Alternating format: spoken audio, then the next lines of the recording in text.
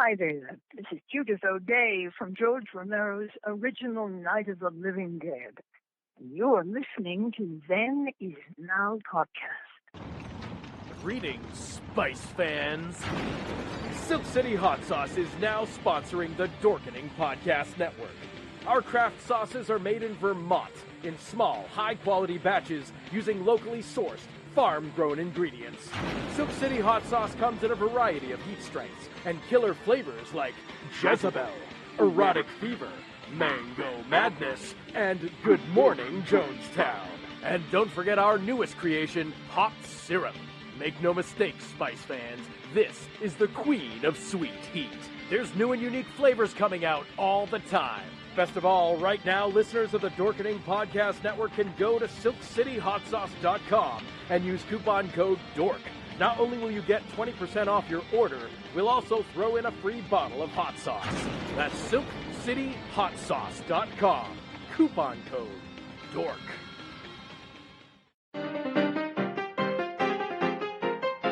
Writer David Mish, who worked on such classic TV shows as Mork and Mindy, Police Squad, and Duckman, is embarking on the busiest stretch of his post-career career. He's doing 21 online shows in 15 weeks. The main event in January of 2022 is his biannual 5-week course, The World of Musical Satire, Thursdays at 1 p.m. from January 13th to February 10th.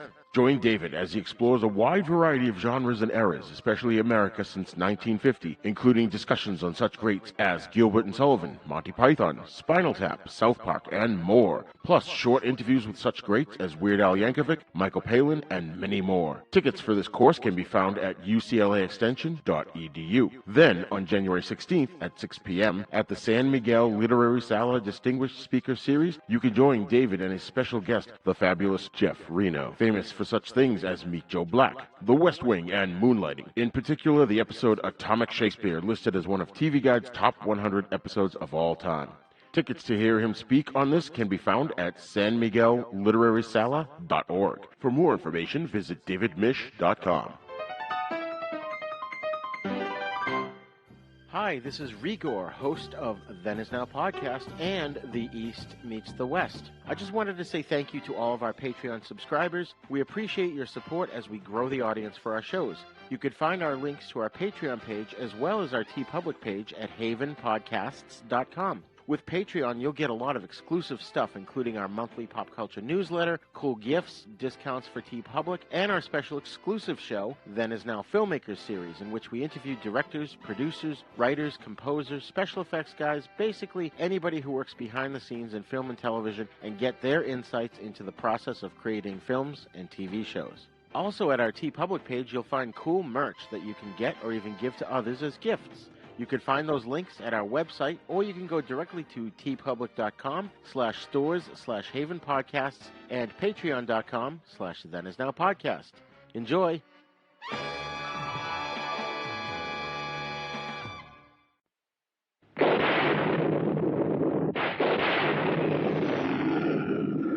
What kind of a sick school is this? Uh-oh, don't know!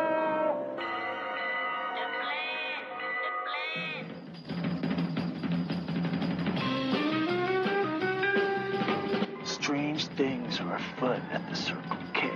You're going to need a bigger boat. Surely you can't be serious. I am serious, and don't call me Shirley. You got spunk. I hate spunk. Danger, Will Robinson. Danger. Oh, righty. How you doing? Back off, man. I'm a scientist.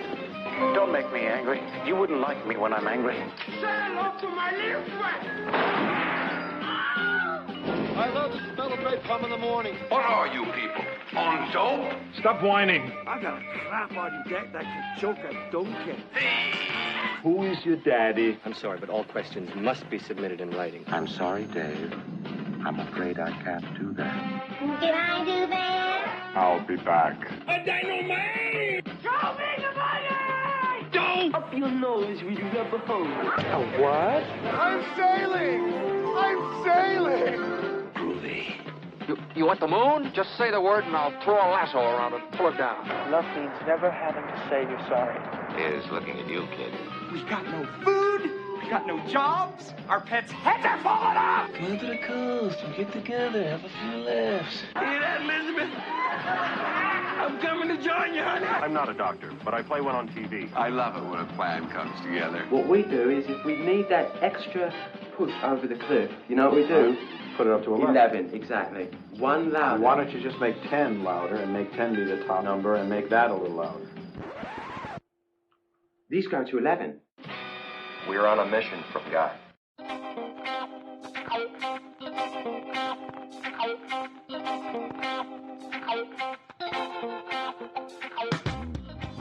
Hello and welcome to Then Is Now Podcast, the show in which we discuss pop culture of the past and how it relates today, as well as helping you introduce young people to all the cool stuff that they missed out on. I'm your host, Rigor, and I'm joined, of course, by my co-host, Chris Esper. How's things, Chris? Things are good on my end. How are you doing? Good. Been busy, but things are good. Yep. Also, I hear you. Oh, yeah. Also, joining us today is frequent guest co-host and my sonny boy, Spency. Welcome back, Spence. Hello, thanks for having me. How's life? Are you in college? Are you educating your peers on all the cool stuff that they should know about? I'm doing my best. Right now, we're on different games that they've missed out on. So. Oh, good. Nice. Like role-playing games, video games? What kind of games? I am slowly introducing the idea of Call of Cthulhu to my friends. Oh, awesome. Nice. That's cool. Okay, folks, welcome to part 3 of our Universal Frankenstein series. We've pretty much covered all the major Universal horror franchises here from the 1930s and 40s. There are plenty of other horror films from those decades, not only from Universal, but other movie studios as well, and we'll probably touch on them in future episodes. For now, we're sticking with our recommendation about where to start when getting people interested in horror movies. If you want to stick around, at the end of the show, we're going to go over a list of pretty much all the Universal horror films from the 30s and 40s that we've covered, and we'll add that list in the show notes that also has other films that we haven't covered yet, and we'll put the whole thing in the show notes afterwards. Today, we wrap up the Frankenstein discussion with House of Frankenstein from 1944 and Abbott and Costello Meet Frankenstein from 1948. Class is in session. I have a bad feeling about this. How could I possibly be expected to handle school on a day like this? Food fight! Hey, you in my class? I am today. I think you should consider transferring to shop class. Whoa! Now, very few students are severely injured in shop class. Bueller. When you were in school, Bueller. Did you ever cut class? Bueller. Yeah, I guess I did. Sure, most kids cut classes. Good. Sign this. He's sick. I get so lonely when I hear that third attendance bell ring and all my kids are not here. 7 years of college down the drain. Fat, drunk, and stupid is no way to go through life, son. You lack discipline. As long as I'm here, there will be no grades or gold stars or demerits. We're going to have recess all the time. Woo! Go, play, and have fun now.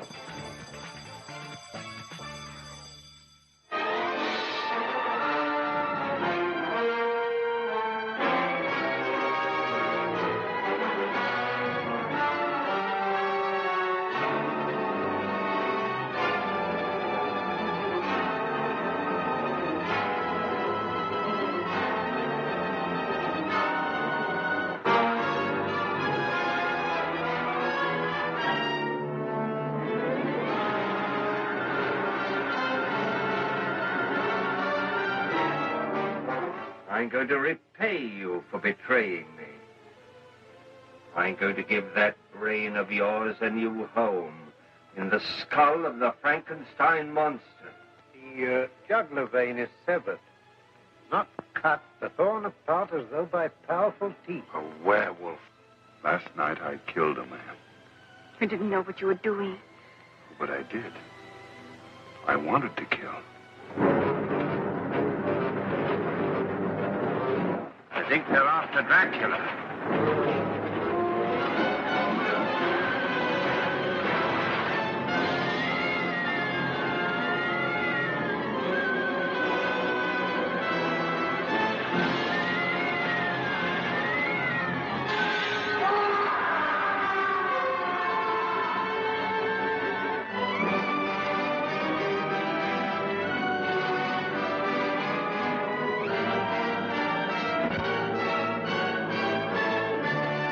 Dr. Gustav Niemann escapes from prison along with his hunchbacked assistant Daniel, for whom he promises to create a new, handsome body.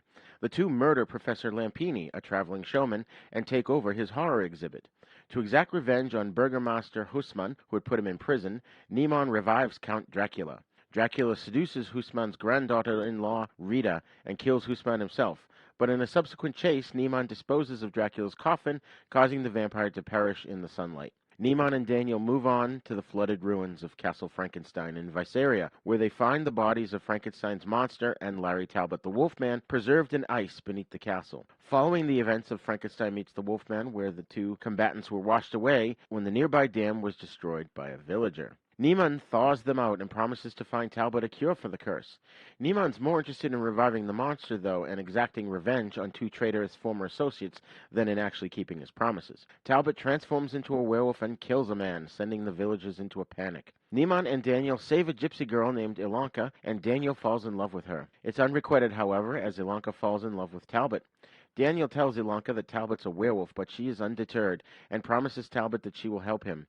Events reach a crisis point when Niemann revives the monster and Talbot again turns into a werewolf. The werewolf attacks and fatally wounds Ilanka, but she manages to shoot and kill Talbot with a silver bullet before she dies. Daniel blames Niemann and turns on him. The monster intervenes, throws Daniel out of the window, and carries the half-conscious Niemann outside, where the villagers chase them into the marshes. There, both the monster and Niemann drown in quicksand. So, first impressions. Chris, was this your first viewing of this movie? It was, yeah, and I went into this knowing that this was the movie that came before House of Dracula, which we, of course, already talked about and we watched, so I went into it with that in mind, and I have to say, this movie felt very much like House of Dracula in that there was so much going on. I say that both in a good way and also somewhat of a faulty way, but overall, I really did enjoy this movie. Awesome. Spency, I know we watched this when you were a kid. And if you recall, I have this thing from Universal that I got called The Vault, which is a giant set of, I think it's like 2 or 3 books that list every single Universal film up until around, I think, 2000 when I got the book. And do you remember making a list of horror films and we went down that list and watched them all in release order, Spence? I vaguely remember the making of the list, but I don't remember half the movies on there, besides the famous ones that I've rewatched. Yeah, I just remember you being a little kid painstakingly making this list. It took a long time, and we watched them. So what's your first impression of this movie?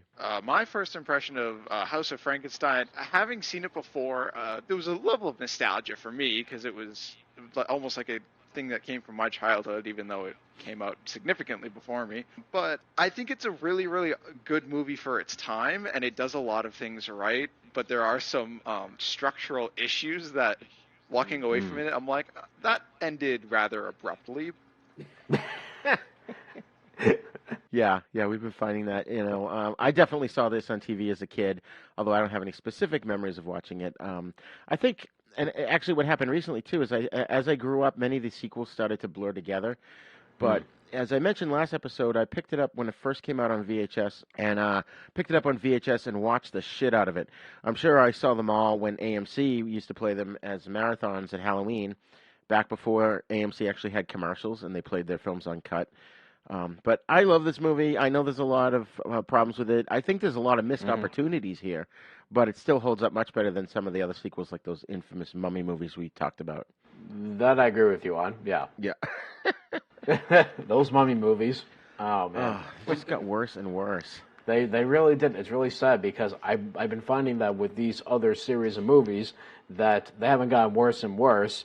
They haven't got any better, but they haven't gotten worse. They stay pretty consistent. Yeah, definitely. Rigor, when you mentioned missed opportunities, I did read. I was doing a little bit of research. I did read on the Wikipedia page that apparently when this movie was first in the works, it was under the title of, I think it was Dracula versus the Wolfman, something like that. So there was a lot of things that were written into it and then written out of it subsequently. That makes a lot of sense as you watch it, and I'm sure we'll get into it, but yeah, that makes a lot of sense. Yeah, I did read that too. I was getting confused because Abbott and Costello was under a different title too, and then I was reading it, I'm like, wait, that isn't I'm on the wrong movie, you know? So, yeah, right. And even the whole House of Dracula thing was confusing me, and I think I texted you last night. I was going to watch it, and I just didn't get to it, and so I didn't get to it either. Yeah. But in that one, Chaney shows up again as Talbot, but he's got a mustache. I remember that. And what's his name? That played Dracula here, John Carradine, showed up again as Dracula in that one. But I don't think they actually fought. No, and Glenn Strange, did he play the monster in House of Dracula? I'm pretty sure. Yeah, okay, I thought so. Yeah. So this was directed by Earl C. Kenton. We talked about him before. He's done this movie and The Ghost of Frankenstein. And Kurt Siodmak wrote it. I feel like he actually wasn't phoning it in here. And there was a thing I found, I think it was on the Wikipedia also, it said, prior to the announcement of House of Frankenstein, a film titled Chamber of Horrors was announced on June 7th, 1943 by The Hollywood Reporter, noting that the cast would include Boris Karloff, Lon Chaney Jr., Bela Lugosi, Peter Lorre, Claude Rains, George Zucco, and James Barton, as well as including the characters The Invisible Man, The Mad Ghoul, The Mummy, and other assorted monsters, quote-unquote. Chamber of Horrors never went into production. Kurt Siodmak spoke little on developing the story for the film, stating that the idea was to put all the horror characters into one picture. I only wrote the story. I didn't write the script. I never saw the picture. Interesting. So, yeah, that's too bad. I mean, it would have been so cool to have a real monster mashup like that. Yeah, I don't think we've gotten one yet from this collection of movies. We probably did at some point later on, like over the years, but not during these this time period when these movies were released. Right.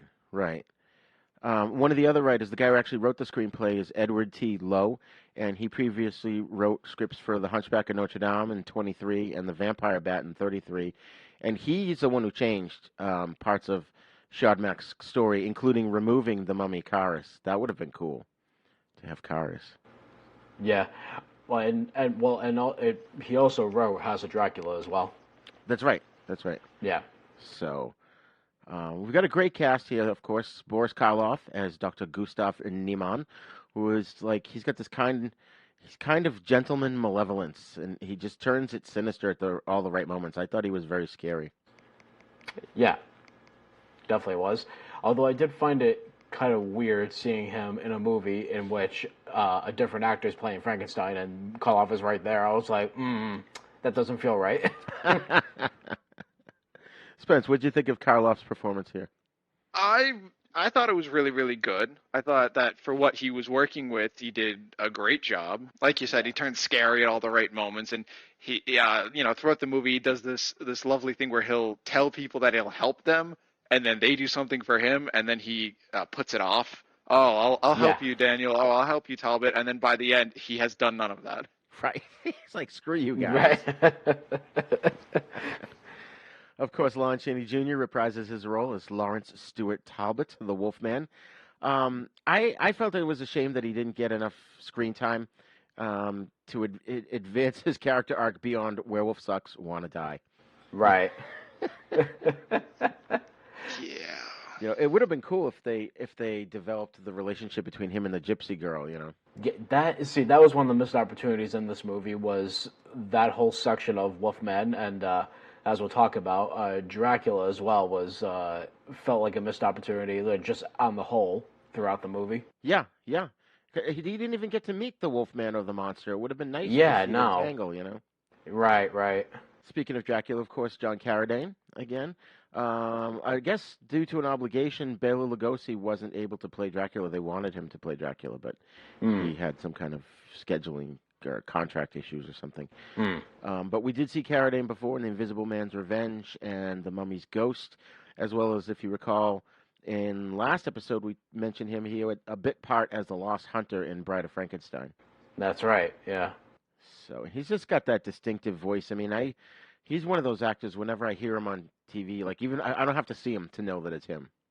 Right. That's awesome. So what do you think about those guys, Spence? I've seen Lon Chaney Jr. as the Wolfman. He's the one who sticks out in my brain constantly. He'll never, not be the Wolfman to me. Boris Karloff does a great job, as we said. And John Carradine, this is really the only time that I've really seen him as Count Dracula. I haven't seen House of Dracula enough to remember it. So I can't make a full. I do remember the mustache. That does stick in my brain. I remember Lon Chaney Jr.'s mustache, but I don't remember much of the actual plot of the movie. So for what he was doing as Count Dracula, every time he was on the screen, it was really, really interesting and fun. Yeah, I agree. And of course, J. Carrol Naish as friend Daniel. He was a very well-known character actor. He was in Beau Geste, the film Sahara with Humphrey Bogart, Dr. Renault's Secret, and of course he was famously in the Al Adamson film Dracula vs. Frankenstein in 1971, which sadly was his last movie. And it's one of those movies that's really bad, yet people can't stop talking about it. Dracula vs. Frankenstein? Yeah. I actually have a copy of it on VHS. I watched it a long time ago, and I'm like, wow, this is pretty terrible. Yeah. Oh my God! I have that on DVD, and I remember seeing it as a kid. I think my father took me to his work or something, or my parents were there at his work, and he had this tiny little black and white TV, and I watched it on that. It was on like Creature Double Feature or something. I think I found a copy of it. I went to some kind of like a thrift store, like something like a Savers or like a Goodwill, something like that. And this was around the time when VHS tapes were starting to become like more niche, like collectibles, because they weren't being released anymore. It was all DVD or digital or what have you. And I found a copy and I saw the cover, and I'm like, that is a really cool fucking cover. Yeah. But then you put in the tape, and you're like, this movie is nothing like that cover. Right. And it's really too bad. Oh, man. Those days are gone, too, when you would go to the video store, and the cover would be what sold it for you. Right, and right. Then you took it home, and 9 times out of 10, it was a piece of crap. But oh, yeah. Wasn't it a Hammer film, or no? No. Okay, I thought it was for some reason. Independent film. Gotcha. Yeah, it looked like one. The sound was bad. The cinematography, like, you couldn't even see anything. The lighting was like just so dark. It was so poor. Yeah. Yeah, Al Adamson was the director he made a bunch of bad movies. Some of them are better than others, but he's the dude who he wanted to have like a pool put in his house, and there was this drifter that he happened to bump into or something, and turned out the guy said he was a contractor, so he hired this guy to put the pool in. And I don't know how many weeks later, a neighbor or something comes over and they say, "Oh, where's Al? We haven't seen him in a while." And he's like, "Oh, he went on vacation or something." And he wanted me to install this pool, but then he decided against it, so I'm filling this hole up with cement. Come to find out, he killed Adamson and buried him under the cement. No. Yeah. Jesus. Wow. Wow. It was terrible. I mean, that's something like right out of one of his own movies, I was gonna say that could be a movie. Oh my God. But anyways, J. Carrol Naish, who played Daniel, he was the first actor to play a villain to fight Batman in the old movie serials. He played a character called Dr. Daka, which I don't think is from the comics. Do you remember, Spence, when you were little, you used to talk about Daniel? He's the best character in this whole movie. Yes. He did, J. Carrol Naish did an excellent job. Oh, yeah. Personally. Yeah, he was good. Yeah. Go ahead. No, I was just going to say one quick thing about his performance. Was it just me, or there were some moments where I could swear his facial expressions, some of his body language and movement and whatnot, just overall performance and voice, had shades of Peter Lorre. There were moments I was like, wow, he looks like Peter Lorre. Yeah, and he did almost have that kind of same voice, too. Yeah, I was like, oh, that's kind of eerie. Yeah. Yeah, he did a lot of good work in this with his, his facial expressions and stuff. And like when he sees what's her name, Ilanka, with Talbot, and how they're starting to grow closer, and you could just see what he's feeling, like right on his face. Yeah, totally. So we've also got, of course, as we mentioned, Glenn Strange, who plays the Frankenstein monster. He's a 6'5", honest to gosh, real life cowboy and singer. He was in a ton of westerns and serials, as well as The Lone Ranger Rides Again and Riders of Death Valley, but his massive stature got him the role as the Frankenstein monster after Karloff decided he didn't want to play it anymore. And as we mentioned, he was in House of Dracula, this movie, and also plays it again in Abbott and Costello Meet Frankenstein, which we'll talk about in the next half of the show. And people may remember he played Sam the bartender on Gunsmoke for 12 years. The long-running Gunsmoke. You know, he's the guy, a lot of times when somebody tries to post a picture of Karloff's Frankenstein, they accidentally post the Glenn Strange Frankenstein.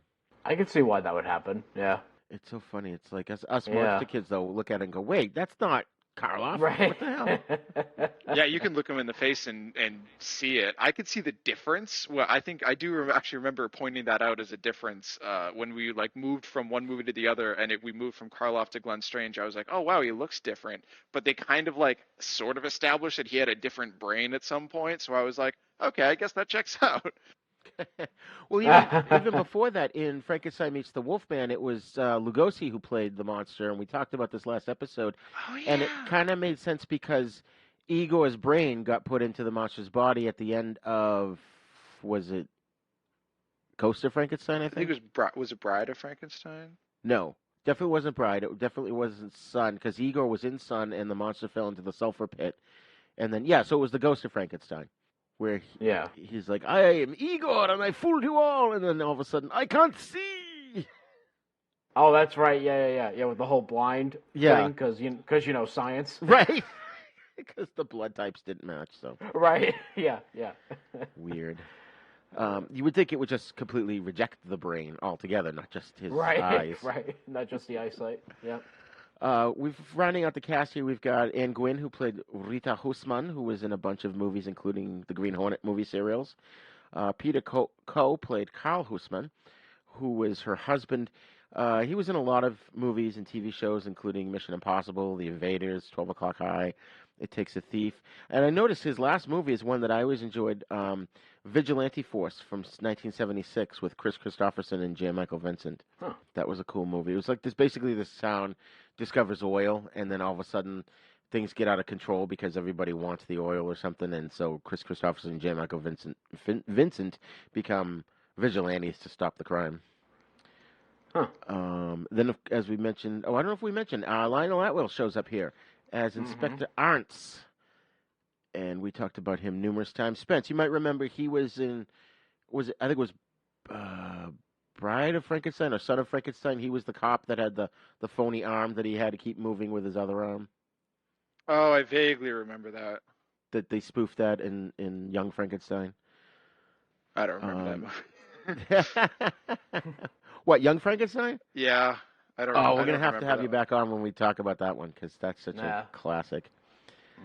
George Zucco, of course, plays Professor Bruno Lampini. So a small role in this, but we saw him as Ando Heb in The Mummy's Hand. And he's an actor, I feel, who's on par with Sir Cedric Hardwicke. This guy was in almost 100 movies, so he's a very, well-respected character actor. And then Elena Verdugo as the gypsy chick Ilonka.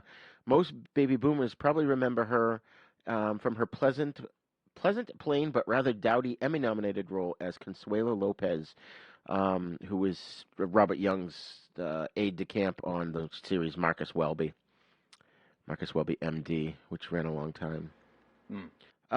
So, originally, as we mentioned, Karis the Mummy, another Universal classic monster, was to be in the movie, but was removed. I guess they claim from budget restrictions. Interesting. There's a few other restrictions I noticed throughout the movie that would have really, really struggled to have Karis the Mummy show up.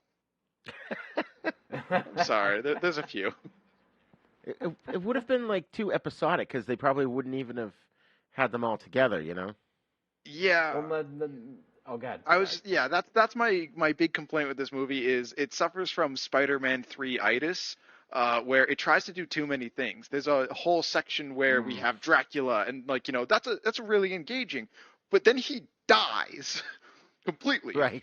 It's not like, oh, he died and, Neiman got his body or whatever. Like, he died and that was it. We don't see him for the rest of the movie, and that was about 30 minutes in. And now Neiman is moving on to more monsters, and we don't even see the Wolfman or Frankenstein actually meet again.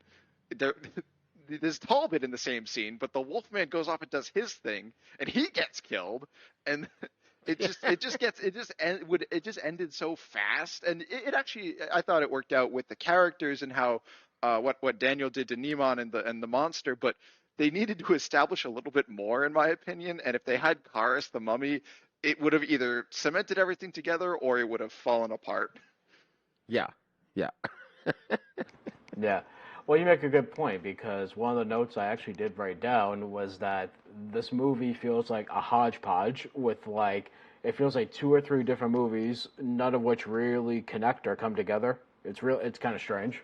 Yeah, I agree with that. But as far as, like, the opening of the movie, I mean, as expected, it's very atmospheric, just like as we've seen for the rest of these.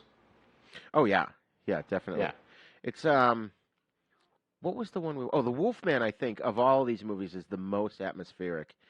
But, yeah, this one's, no slouch. Like we said, it's a weaker sequel, but it's not as terrible as it could have been. Again, as we've sort of reiterated, a lot of missed opportunities. And yeah, throwing Karis in would have probably, if it had to have been, would have to have been a different story completely in order for it to work. So, Neiman, he's going to put the brain of a hated enemy into the body of the Frankenstein monster. Brilliant. I was curious. I'm like, so is the lore of the Frankenstein monster, if your brain goes into it, do you just kind of become very suggestible as the monster has always been?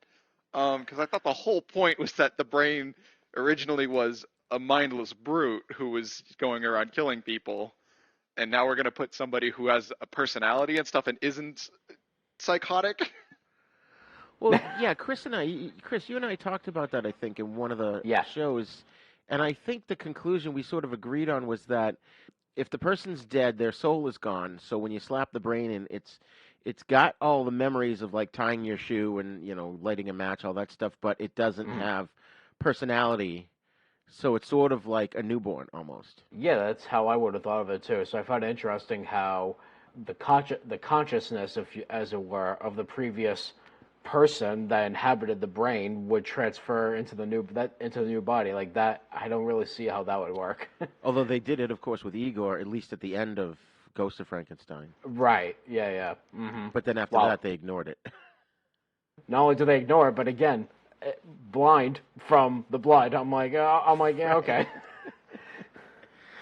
Yeah. So I don't know, but go ahead. I was just, there was one amazing moment in the script where the inhabitants of the village of Frankenstein talk about, a few years ago, the flood washed away the Wolfman and the Frankenstein monster, and we haven't seen them since. And to me, that is just, I'm sure it was a small thing for them when they were making this movie, and I'm not sure if it was a true design choice, but that to me just cemented the fun of watching movies and then seeing sequels. Is like, I get rewarded for knowing what they're talking about and getting a quick flash of the scary factor that is the Wolfman and the Frankenstein monster going toe to toe, and the fact that Neiman wants to bring them back. I love that. I thought that was really good, and that tells me it's a full sequel to Frankenstein meets the Wolfman. So, whatever happened in Ghost of Frankenstein, if that's relevant in Frankenstein meets the Wolfman, then it matters. But if not, then I just think of it like that. Yeah, I think Ghost came before Wolfman, and then that came before Frankenstein meets the Wolfman. But Ghost and Frankenstein meets the Wolfman are connected because of what we just said. Because Igor's brain is now in the monster's body, but he's blinded, which is why that Frankenstein monster walks with his arms out in front of him. And I almost wonder too, just sort of circling back to our discussion about what happens to the brain when it's put in the monster's body, is maybe it did have Igor's personality for a short time, and then after a while that dissipates, and he becomes this blank template. Yeah. I did read in my small bit of research that the reason they kept the motif of the monster walking around with his arms like that was because of the fact that Karloff kind of like made that a staple for Frankenstein, and they just weren't going to get rid of it. Oh, interesting. Interesting. He didn't really do that all that much in Frankenstein. It wasn't until I think it was Karloff's. Yeah, it wasn't until Karloff's later movies as Frankenstein, and when they finally moved over to Glenn Strange, the whole like half asleep look was something Karloff coined, and Glenn Strange just emulated that. Yeah. Well, definitely Karloff and had those, I don't know, something put into his upper eyelids to give him that sort of half asleep look. Yeah. And it's interesting too that Neiman mentions that his brother assisted Dr. Frankenstein. So was his brother Fritz from the first Frankenstein movie? Was it Igor who assisted son of Frankenstein, Wolf, or was it Lionel Atwell's character who assisted the second son of Frankenstein? They don't really elaborate on that. Yeah. So, it would be it would almost make sense if either Fritz or Igor was his brother, because that would explain why he hangs out with Daniel, maybe because Daniel was a hunchback friend of these other hunchbacks. Yeah, they go to the clubs. Yeah. The hunchback bar. The hunchback bar. All right, it's the weekly hunchback meeting. Who wants to say something? Igor, you got something to say. Igor, Hi, I'm Igor. Hi, Igor. Oh man, hi, I'm Igor, and I'm a hunchback. So the Burgermaster, of course, is named Herr Husmann, which was a name used in a previous film. Wasn't he the father of the little girl in Ghost of Frankenstein? Yes, actually, yeah. Yeah. I thought that was interesting that they just reuse character names for different characters. Right. But this is where the trope of pulling the stake out of the vampire's heart brings him back to life. I believe this is the first time we've seen that happen. That didn't happen in any of the Dracula movies. Yeah. Well, the other thing I want to add about that moment too is when that did happen, the transition, the cross dissolves of Dracula, resurrecting, that actually kind of worked in this movie. I was surprised to see that. Yeah, that was really good. Mm. It's funny when Dracula tries to hypnotize Neiman, it almost works, and then all of a sudden Neiman snaps out of it, and what's his name? Dracula's going, drop that stake from your hand, and Karloff resists him, and basically holds it up and threatens that he's gonna, I guess push it into his chest and kill him. Yeah, it is what it is. For what the movie is. It was a cool effect when they brought him back, because you got to see the nervous system and the blood vessels, and then that was cool. And then his body formed. So did his clothes. Right. Well, it's one of the things that we talked about too on another episode about how when the Wolfman changes, his clothes also change. We're like, wait, how? How does that work? Right. Yeah. Actually, not to get too far on a tangent, but it is the role-playing game Spencer and I've played called Werewolf the Apocalypse. And you can do this thing called gifting, where basically if you don't control your, werewolf, turning into a werewolf, you can gift your pants to yourself.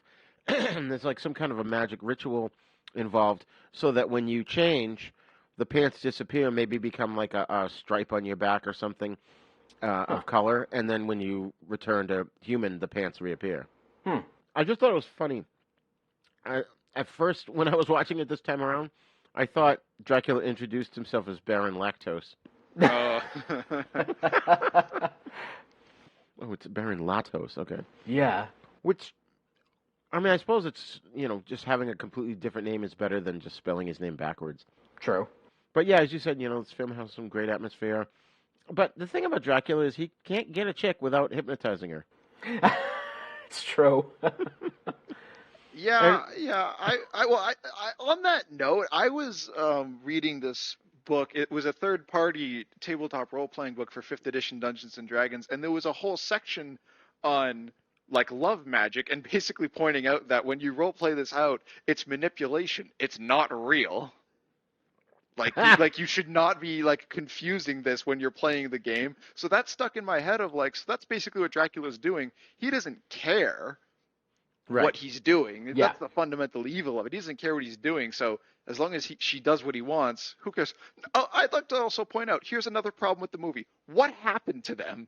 We don't go back to them at all. We don't know if she survived the crash that Dracula went off with. We don't know if anything else happened. We don't know what the cops did with his body. We know nothing about it. The Dracula saga ended. Did the father become a vampire, I don't think so. Well, there were two fairly good moments during this whole Dracula section. Like, there's a moment where where Rita is coming onto like a balcony or something like that, and like the framing of that shot is really cool. How you can see Dracula in the distance through the two pillars. Yeah, I'm like wow, that is a good shot as she comes through, and then all that happens, but. That whole chase that follows that, like when when he's trying to get away from them, did you guys notice that a lot of the shots were day for night? Like, yes. like it looked like it was like the sun just like beaming right on top of on the carriages. I'm like, I had to rewind it. I was like, wait a minute. Yeah, it definitely was poor day for night. They could have put a better filter over the lens or something, but maybe it would get too dark. I don't know. Yeah, I don't know, but yeah, Dracula has an early exit, like we said. Yeah, which is too bad. Although the phony bat that bites her, at least they showed it in shadow. They had the decency not to show the actual phony bat. True. Yep. Yeah, no, that was scary. I just have a question thinking about it. What plot service does Dracula have? Because the only thing he does that matters for Niemann's story is kill the Burgermeister, which even Daniel could have done that. So, what plots? Right. They had Dracula because they wanted, to have Dracula in it and stuff like that. Which, I mean, I get it. It works. It makes sense for the time and what they were doing. But I was just like, when that part ended, I was like, wow, that's it. Yeah. Yeah. I have no idea. I was hoping he would show up. I couldn't remember if he shows up at the end. I'm like, oh, that would be really cool if they set his body aside and he came back the next night, but he didn't. Well, what's interesting. I feel like in this movie, Dracula has about as much to do with the plot of this movie as the Wolfman did in House of Dracula. Is what I noticed. I'm like they're kind of structured the same way, both movies, in that way where it's like multiple characters. One character appears and disappears very quickly, and the rest of it focuses on this whole other plot. Yeah, I agree with you. Yeah. Oh, man. And, it's funny, we talked about hunchbacks. The lesson that we should have learned from the Hunchback of Notre Dame was that no matter what the hunchback does to help the girl, she'll always end up with the handsome main character. Said but true. But, I love that scene where Daniel saves her for the first time. I mean, that was a nice scene. And one of the things that had me thinking about all these movies when I saw that moment is like one of the great things about these movies is how the monsters and main characters in these movies, they're not really the true monsters, but rather society is the monster, and the creature is more human than any of them. That's one of the things I took away, not just from watching that moment, but as we talk about these movies, I found myself thinking about that, like, wow, it's really interesting how these characters are more human than the humans that inhabit the story. Yeah, that's true. I mean, I would add on to that with the fact that every time, one of the monsters kills somebody, in this movie at least, it's so warranted. Like, he finally kills Daniel, who's, murdered multiple people with the monster. And when the Wolfman killed that guy off screen and that kind of sent the villagers into a panic, there's this whole 2-minute interaction where he describes how he hates that this happens and that he has no control over himself. And he, this whole like very sad sequence of why that poor man got killed. So this very humanizing moment that it wasn't this like, malicious intent. It was this uncontrollable curse. Doesn't he even say though at one point, like, I wanted to kill, but it was uncontrollable, but it was like he felt that the urge. I like to think of it as, I have funny moments in tabletop role playing where one of my friends is a werewolf. And basically my understanding is that they're mostly conscious. Like, he is mostly aware of what's going on. Like, the curse isn't like a different person. It's not Dr. Jekyll, Mr. Hyde. He's well aware. Lawrence Talbot remembers killing people, at least as time goes on, and once he starts getting adapted to the curse that I found, and he, knows that he wants to go out and do that, and there's no stopping it, is my understanding. He's not in control. He may be conscious, but he's like, taking a back seat while someone else is piloting his body. He's raging. Yeah, pretty much. It's the Werewolf of the Apocalypse reference, but that's basically what it is. He's gone into a frenzy, and there's no stopping it. Yeah, yeah. Oh man, and it's funny they changed the spelling of Visaria in this one, and we noticed last episode we were reading one of the synopsis, and it was spelled differently within the synopsis. So I guess nobody can agree on how to spell it. It's either Vasaria or Visaria. It's Visaria. It's very convenient that they camp near the signs that tell them how far they are from Visaria. I get the plot use of it, but it's still very funny. Yeah. Hey, at least it's a little bit of continuity, though, you know? True. But this is where I remember first hearing the monster referred to as the Undying Monster. That's when Neiman sees him for the first time. He's like, "Ooh, the Undying Monster." And I mentioned this in previous installments because now it all makes sense that he's basically can't be destroyed unless you literally dissect him piece by piece or blow him up, blow him to bits. Because what was the one we saw? Was it Son of Frankenstein where he X-rayed him and there's like 5 bullets in his chest and all these lacerations on his bones and stuff? Yep, I remember that. Yep, but no, it's true. That's actually a very true statement to refer to him as the Undying Monster. Yeah, and the lightning is his mother, you know. So. Oh yeah, right. Yeah, there's this whole sequence whenever you see Neiman inside the cart with the Frankenstein monster after he got him out of the ice block. He's talking about how there's damage to the tissue from the cold, that it started to eat away at him a little bit. So he doesn't want that to happen. And I'm like, wow, that's a really neat detail to include. Yeah. I'm like, huh. That's really cool. So it's one of these instances where the writer's pseudoscience actually kind of works. It's true. Because half the time they make this shit up and it doesn't make any sense. At least with like the science, if you say, okay, lightning makes bodies come back to life, cool, we can work with that. And they've kept that. I just care about the continuity more than the actual pseudoscience. I watch giant monster movies, for Christ's sake. Like as long as the science is consistent and everything works within the realm of fiction, I'm really into it. So I was kind of happy about that. Yeah. What I want to know though is how did Neiman know that Talbot had sought out Dr. Frankenstein for help? He was in jail. How did he know? How did he know? Yeah. Yeah. How did he know? I don't. It's like he had seen the movie, you know. Yeah. Well, hold on. Did he find out about the Wolfman before or after he had gotten to the village? Because the village told him, yeah, the Wolfman was there a few years ago. I'm not sure if that's a moment in the script writing. He might have known beforehand, but I remember them telling him. So that might be the moment that pops into my head. Maybe. But what's kind of a blooper, at least a continuity error, is that because Talbot says Dr. Frankenstein, he tells Neiman, Dr. Frankenstein became too obsessed with the monster to help me in Frankenstein Meets the Wolfman.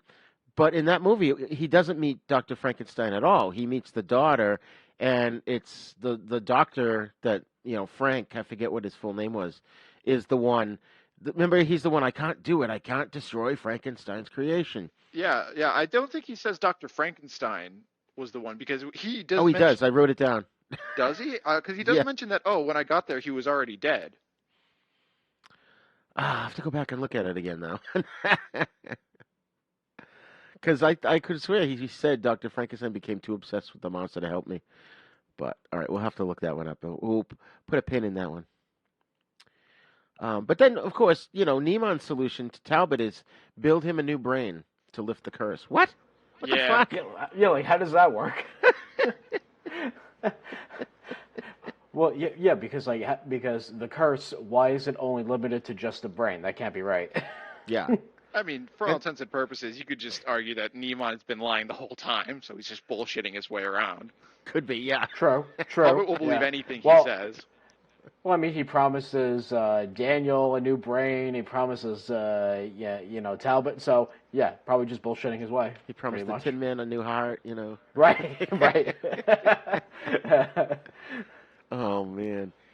But it's like, so, all right. So at the end of Frankenstein Meets the Wolfman, the dam is broken. Water floods into the castle, knocks the two monsters, you know, into underground where they get frozen. How is it that the journal was hidden in yet another secret place behind the giant stone? Yeah. Wouldn't wouldn't Dr. Frank, whatever his name is, like, have had the journal out so he can refer to it while he's doing the experiment? Yeah. I can't remember. Did they get it from that same spot in Frankenstein Meets the Wolfman? No, because it was he found this. The monster showed him a secret room, which was a door that you could walk into it. He had to hunch down, but then Frankenstein's daughter comes in. She goes into that secret room and reaches up and pulls a ring on a string, and it pulls another secret door within the secret room, and that's where the journal was. Oh yeah. So it was nothing at all like the giant block that like Talbot has to wrestle. I mean, obviously as a human, he's still rather strong because he's the Wolfman. Because that thing looked fucking heavy. All right. I've just gotten in my Google Drive and re-established House of Frankenstein when Talbot shows up, and just kind of quickly scrolled through the scene and just to get the what he said. And there's a whole point where Niemann says, "Oh, well, you talked to this other doctor who said he was going to help you." And I think that was Frankenstein Meets the Wolfman. And Talbot goes, "No, he became too obsessed with the monster to help me." Okay, all right, my bad. Okay. I think they were at least enough script writing continuity to have. Oh, well, hold on. This is the movie that led up to it. Let's at least establish this character slightly. That restores my faith a tad bit in the writers here. Yeah, I think if this movie wasn't the product of like two other good ideas, and was just kind of bits and pieces of good ideas that weren't necessarily well put together, it would be we'd have a very different opinion on it. Yeah, sure. Yeah. But there's a lot to like about this movie. I mean, the gypsy chick was so freaking hot, man. Yes. Mm-hmm. Yeah. Man. Well, I was going to say that. Yeah, she was a nice standout character, and like the actress that played her name is escaping me now. But I thought she was very cute in this movie. Yeah. She's I've got it right here. She was Elena Verdugo. She was the one I said was she played Marcus Welby's assistant on Marcus Welby MD. Right. But of course we get another lab cleanup montage. Always nice. Always nice. Yep. She uses I guess because she's a gypsy, she knows the whole even a man who is pure and hot phrase. But then she adds that he can only be killed by a silver bullet fired from the hand of someone who loves him enough to understand. That was never in the original. At least in the movie, I mean. No, yeah. Yeah, I'm not sure if that... I mean, the only logical explanation is the fact that she, is like Melina from the first Wolfman. Maliva. Maliva, sorry, I keep calling her Melina. She comes, they come from the same cultural background, so... It could be a diversification in the culture, and they're two different sections of the same thing, or something evolved, some thoughts evolved because of what happened to Lawrence Talbot. I don't know. Right. And it's interesting too because it says a silver bullet, but his father killed him with a silver-headed cane. So that's right. It's just silver. But the father obviously was someone who loved him enough to understand, even though he didn't really believe it was his son. Yeah. I think the key word is loved them enough to understand. Not that they did, but it's about like who really kills the Wolfman can only be killed by somebody who really does love that person. Right. Until he's brought back to life in the next movie. Of course, right? Now, Spence, do you remember this? Daniel says he goes, "She hates me because I'm an ugly hunchback." And when you were little, there was this girl at school or something that was a friend of yours, and your mother goes, "Does she like you?" or something like that. And you said that line. You're like, "She hates me because I'm an ugly hunchback." That sounds like funny. Me. Yeah. That sounds an awful lot like me. I probably said it to that girl. Probably. I don't remember any of those details, but that sounds exactly like me. That story... I'm sorry, but that story didn't take a turn I was expecting. I thought the story was going to be that you referred to the girl as an ugly hunchback. No, I'm not that bad. I was going to say, my goodness. At least not back then, no. Yeah, I probably would have said something like that as a kid. Oh, my God. But Daniel the Hunchback whips the monster yet again. Another person after that amazing scene, like you said, where he rescues Ilanka and whips the shit out of that guy. Yeah. Then he's at this point, I felt like the monster was no longer a character that would develop. He's just a plot tool. Oh yeah. I mean, but he's the goal. Sure. He's the goal of the entire movie. The whole point is the House of Frankenstein. It's about I like to think of it as the lineage of Dr. Frankenstein is really what it's implying. Like the House of L for Superman stuff. So I'd like to think it's more like, the fact the whole goal is getting the monster and, understanding and replicating the monster. And that just never happens. Right. But my point was that when we watched, Frankenstein, Bride of Frankenstein, Son of Frankenstein, and even in The Ghost of Frankenstein, there was a development of his character. He kind of went from childhood to adulthood through those 4 movies. By the 4th one, he learned not to kill people unless he absolutely had to. He was, he could speak in the 2nd one, which he lost that, but he was developing as an actual character. And like you said, at this point, he is just the goal. He's just a receptacle so that they can toss somebody's brain into him. And he's no longer quite as sympathetic, except for the fact that he can't control anything in his life. Like, everybody just basically, bosses him around. Yeah, there was a couple of details I noticed, because I did remember, the final details of the movie. So I was watching the monster whenever him and Dr. Niemann and Daniel were on the screen. Daniel whips him, they fade away from that and continue on, and there's whole points where when the monster wakes up, he leers at Daniel, and Neiman kind of calms him down and stuff. He kind of looks at him, and I don't know if it was intentional, but there's this weird moment where he kind of looks kind of sizes him up and accepts that this person is calming him down, and then at the end, by the time that everything's going to shit, Daniel is right next to the monster. The monster is like, this is the asshole that whipped me, picks him up, throws him out the window, and not to mention, he also just witnessed Daniel strangle Dr. Niemann, who's wearing probably a very close outfit to Dr. Frankenstein. Right. Yeah. So I like to think that there's this understanding of the character that doesn't need to be explored in the script writing, because most people who are watching this movie have just watched, just like you guys, the last 5 movies with Frankenstein in it. Yeah. Yeah, what was the one, I'm trying to remember. I think it was Son of Frankenstein, where there's a painting of Henry Frankenstein on the wall, and Basil Rathbone plays the son, and there's a moment where the monster looks at him and looks at the painting, and you could tell, without any words, that he could see the resemblance, and that he knew that guy was going to try and help him. Yeah. I love little things like that.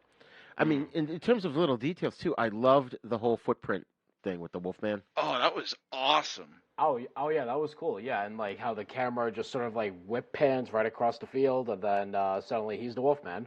Yeah. And it's did it have shoes, or was it bare human feet into bare wolf feet? It was bare. Right. It was bare feet. He didn't have shoes. There's a good point where since the first Wolfman, I've noticed he takes his shoes off very intelligently. Takes his shoes off before every transformation. The first one is he's upset and stuff like that, and then I think by more than one transformation, he would probably realize, it would destroy my shoes. So if I want to keep these, right, or at least not leave evidence that I transformed into a werewolf, I want to, take my shoes off and stuff. But I think he also kind of gets that there's a whole point where he wakes up in the same clothes as he goes to Wolfman out in. So it's it's not Werewolf of the Apocalypse, or even the Resident Evil, not Resident Evil, oh my God, the Underworld franchise, where they become these big werewolves, and their clothes tear. That doesn't happen for him. So it's a little reasonable when he wakes up in his clothes. Well, we mentioned that. I brought it up in the last episode, I think, when we talked about the Wolfman, is that he basically doesn't go beyond Glabro form. Yeah. He doesn't go full on Krynos, which is the upright dog, humanoid dog, Yeah. I love the lore of the original franchise with the Universal monsters and the Wolfman and how that works and stuff. And it's just fun to see, as we've been doing, we've been picking up where things first happened, and this is the first time they pulled a stake from Dracula, and This is the first time they said this, and of course, this is not the first time that we've had angry villagers, because we get more angry villagers. Of course we do. Yeah, a wolf man will do that to you. Yeah.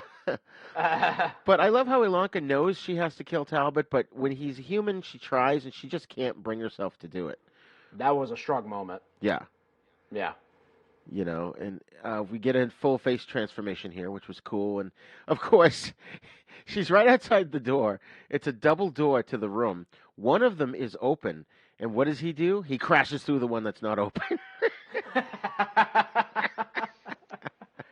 That checks out. Yep. That checks But out. then, you know, he goes after her, and the scene is sort of one of those ones that I feel like it was a product of its time because, you know, clearly he at the very least ripped her throat out before she got the shot off. But there's no blood anywhere, of course, because the movie's 1944. Yeah, and she's well conscious enough to be saying things and moving towards Lawrence Talbot and mourn his death. Right. Right. Yeah. I mean, I don't know. Oh man. It works though. I think it works just fine. There's a weird little continuity sort of error where she puts her arm over him as he's laying face down. The scene changes to someone else for like 2 seconds, and then we look back and he's on his back, face up. Oh yeah. That's right. Wow. The positioning was like, okay, it's reasonable to assume she pulled him over, but there's no evidence that actually happened. Right. It was Daniel Right. that went up to her. And yeah. And again, it's a missed opportunity here because we could have had a rematch, Frankenstein fighting the Wolfman, or at least the monster. So, but yeah, as you mentioned, Daniel gets tossed out the window. That was I laughed out loud when I Yeah. I was just like, oh, what just happened? Yeah, I didn't laugh that hard. I was like, it is a little funny, but by the same token, I'm like, that's still like, that's like one of the most central characters to this story has now just been launched out the window. And you don't know if you feel bad for him or if you think he deserved it, because he whipped the monster out of frustration with Ilanka, yet he's also been this guy has been getting discriminated against the entire film. Yeah. This poor guy who can't get a break. Right. I would love to have been in the writer's room when they, you know, came up with that. Like, well, what can he do? Oh, he strangles him. He always strangles him. Oh, we can't have him squish his head. You know, we can't show any gore. How about he chucks him out the window? Yeah, that's a good one. Oh, and plot twist, Nimoy, he doesn't die. Right. He's actually alive. What I want to know, though, too, now, is that the villagers, how do they know that the monster can't stand fire? I was asking myself the same thing. I'm like, how do they know that? I mean, I would argue that maybe it's reasonable the Frankenstein legend has kind of gotten around within 15 years. True. Yeah. True. If they didn't say, he doesn't like fire, it would have been fine, because at the end of the day, putting fire towards a monster and it reeling from you is a very reasonable system to have. Right. Yeah. Right. And, yeah, of course, you know, we've been saying right along, Chris has been noticing that these movies almost always end in fire, and it kind of ended in fire here. The only difference here is that it wasn't fire to a building. Yeah. That's literally the only difference. It was the bog grass. It was the bog kind grass. of cool, though, that they were like, let's push him towards the quicksand. That was a smart play. Yeah. We have to give the villagers credit for that one, you know. But it felt really rushed. Like, it felt very anticlimactic. Yeah. I mean, let's face it, the Frankenstein monster is nothing without the supporting characters. Right. Yeah. It's like Godzilla, you know. It's like, what are you gonna do? Takes them down with him. I guess if I'm gonna go, you're gonna go too. Right. Oh my God. I mean, that could be. You know, I was wondering too. Does the monster even know the danger of quicksand? He may not even have known. No, I don't think he does. Figured, we're just getting out of here. You know. Oh, why is the ground going down? Not to mention the fact that the monster does no fear of death. Right. There's no no worry for his own life. He's like, I've got my doctor here. I'm just gonna go over here and I'm gonna save his life and run from the fire because that's the danger. And I'm like, this is it's really sad almost that he's finally woken up from this, just got in a fight, finally woken up now with some lightning in his chest, sees the person who just woke him up, gets strangled, attack that guy, run away, and then slip down the drain into the quicksand. Right. Right. It's sad. Yeah, I mean, it is, as you said, Chris, it is anticlimactic. I'm trying to think of a better way they could have ended it, but, most of these, Son of Frankenstein, he didn't die. Right. First Frankenstein movie, we thought he was dead, but then he didn't die. Right. And then Ghost of Frankenstein had the second son. He died in the fire, right? When the house caught fire. Yep. You're summing up the whole franchise, Pop. Yeah, pretty much. I'm just trying to think if, how could they have done something differently with Neiman? I suppose this was their attempt to do something different. Yeah. Well, I will say it is a creative ending. It's at least different, and I do like the fact that they're going into quicksand, so they're sinking into it. It's almost like going back to where the monster started in this movie, whereas instead of being underground in ice, now he's underground in quicksand. Right, yeah. So in that way, the story did sort of go full circle, I suppose. And he did go underground in the sulfur pit in the third one. That's true, yep. So, I wish I could remember how how House of Dracula picks up from this, but I guess it's not really that important.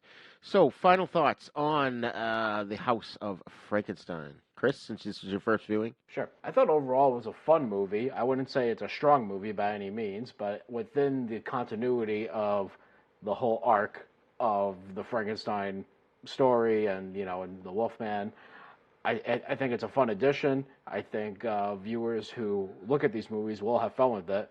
But that being said, as I said before, this felt like, I wouldn't really call this movie a mess necessarily, but I do feel that that everything was thrown in but the kitchen sink. Yeah. and not everything came together seamlessly, but for what it is, it's a lot of fun. Spence? I agree. There's a lot of good in this movie, and a lot of not so good when it comes to the structural pacing. I think for anyone like my age, I'm 20, so anybody going into this movie who's grew up on The Purge and Paranormal Activity needs to remember that this is horror from 1945. Right. This is the thing that is supposed to be scaring audiences, that year. So, for all intents and purposes, when you go into it like that, there's a lot of scary things that go on, So I think that it's a really good movie, and people my age, if they're gonna watch it, need to remember that detail, because I think they'll appreciate it a lot better. I mean, it begins right off the bat with murder. They kill Lampini, and that was pretty terrifying. I thought, oh my God, this is how we're gonna begin the movie. Yeah, the camera work definitely added to that. They have Daniel coming towards the camera with his hands outstretched. That's right. That's a scary shot, even by today's standards. Yeah. Mm-hmm. Yeah. I forget who it was we had on the show, and he basically said the same thing that you said, Spence. It was like horror movies, people respond to them because they're scary. They're about scary things that are considered scary at the time that they're made. Right. So we look at it now, might not find it quite so scary, but back then, I'm sure people were hiding under their seats watching this movie. Yeah.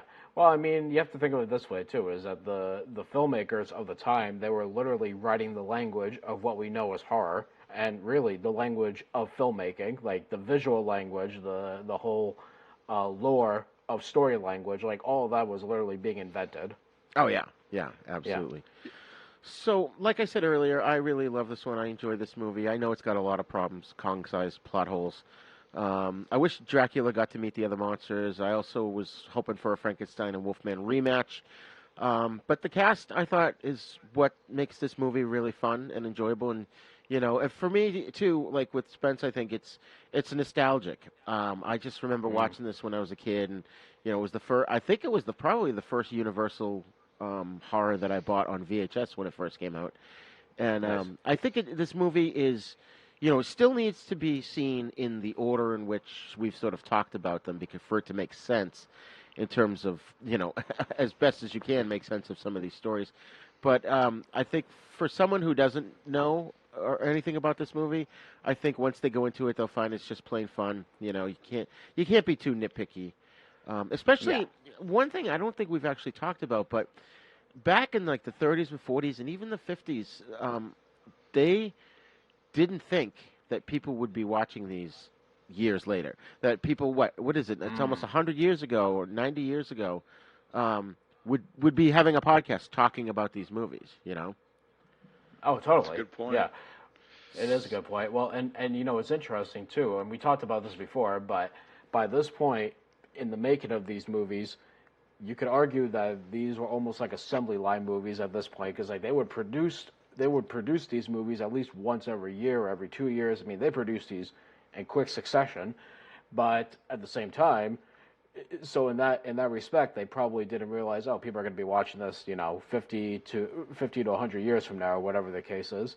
But it also gave us the idea of franchise, and we have the Marvel Universe today. We have all these different franchises. I think we could attribute that to almost to this, I would say, because there's a whole universe here. Oh yeah, it's the original shared universe, and clearly, based on the research that we've done, they wanted to do that. Their intention was to include the Invisible Man, the Mad Ghoul, for God's sakes. We didn't even cover that movie, right? Karis. How awesome would that have been if we could have gotten a true monster mashup? I was thinking that as we were slowly wrapping up here, is that this is the thing that really excited people in the same way that we get excited about Freddy versus Jason or King Kong versus Godzilla. Like this is the thing that we all wanted to see, and House of Frankenstein, it's just a continuation of that. But this franchise is really, really good for what it is. Oh yeah, Mm-hmm. yeah.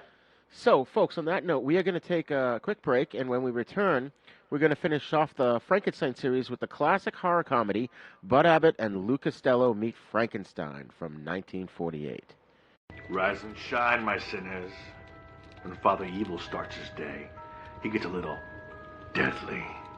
Deadly Grounds coffee has the richest, smoothest flavor you'll find anywhere. It's sinfully delicious. Once you go deadly, you never go back. Order yours at getdeadly.com. Coffee's so good, it's scary.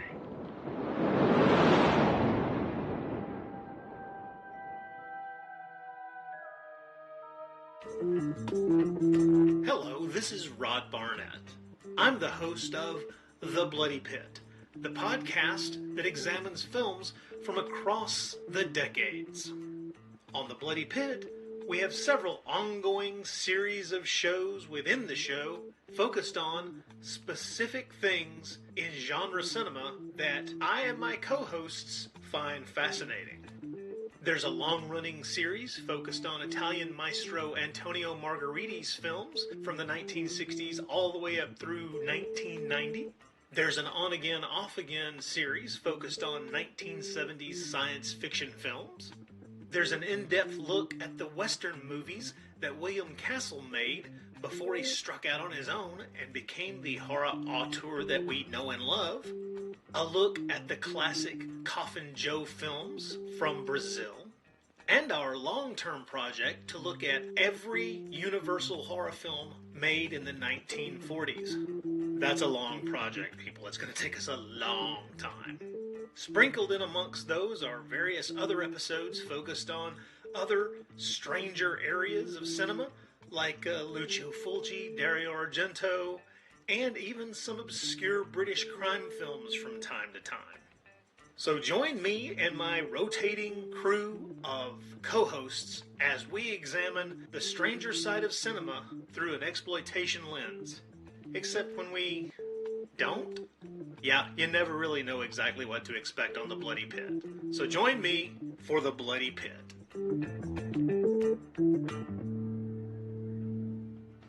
Are you a lifelong fan of General Hospital? Are you a new fan who wants to know more about the history of the show? Do you enjoy talking about the show with others? Do you find yourself yelling at the TV? Is your self-care an hour a day in Port Charles? If so, we invite you to join hosts Amanda Kimmel and Shannon Coach at the place where all the hidden conversations take place and secrets are revealed. Meet us at Pier 54, a General Hospital fan podcast.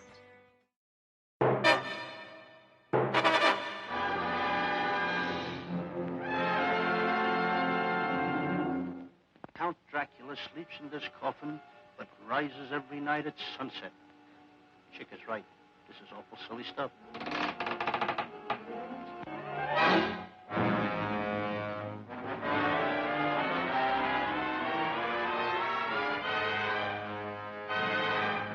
Come on, take it all out. No! Look out, Chick! Cover up! Samantha, cover up! Wait a minute.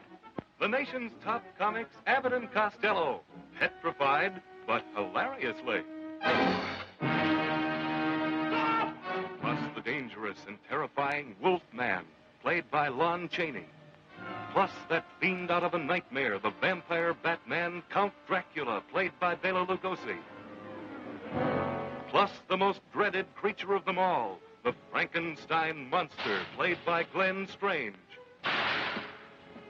Plus a couple of luscious but designing females in the spookiest laugh fest on record.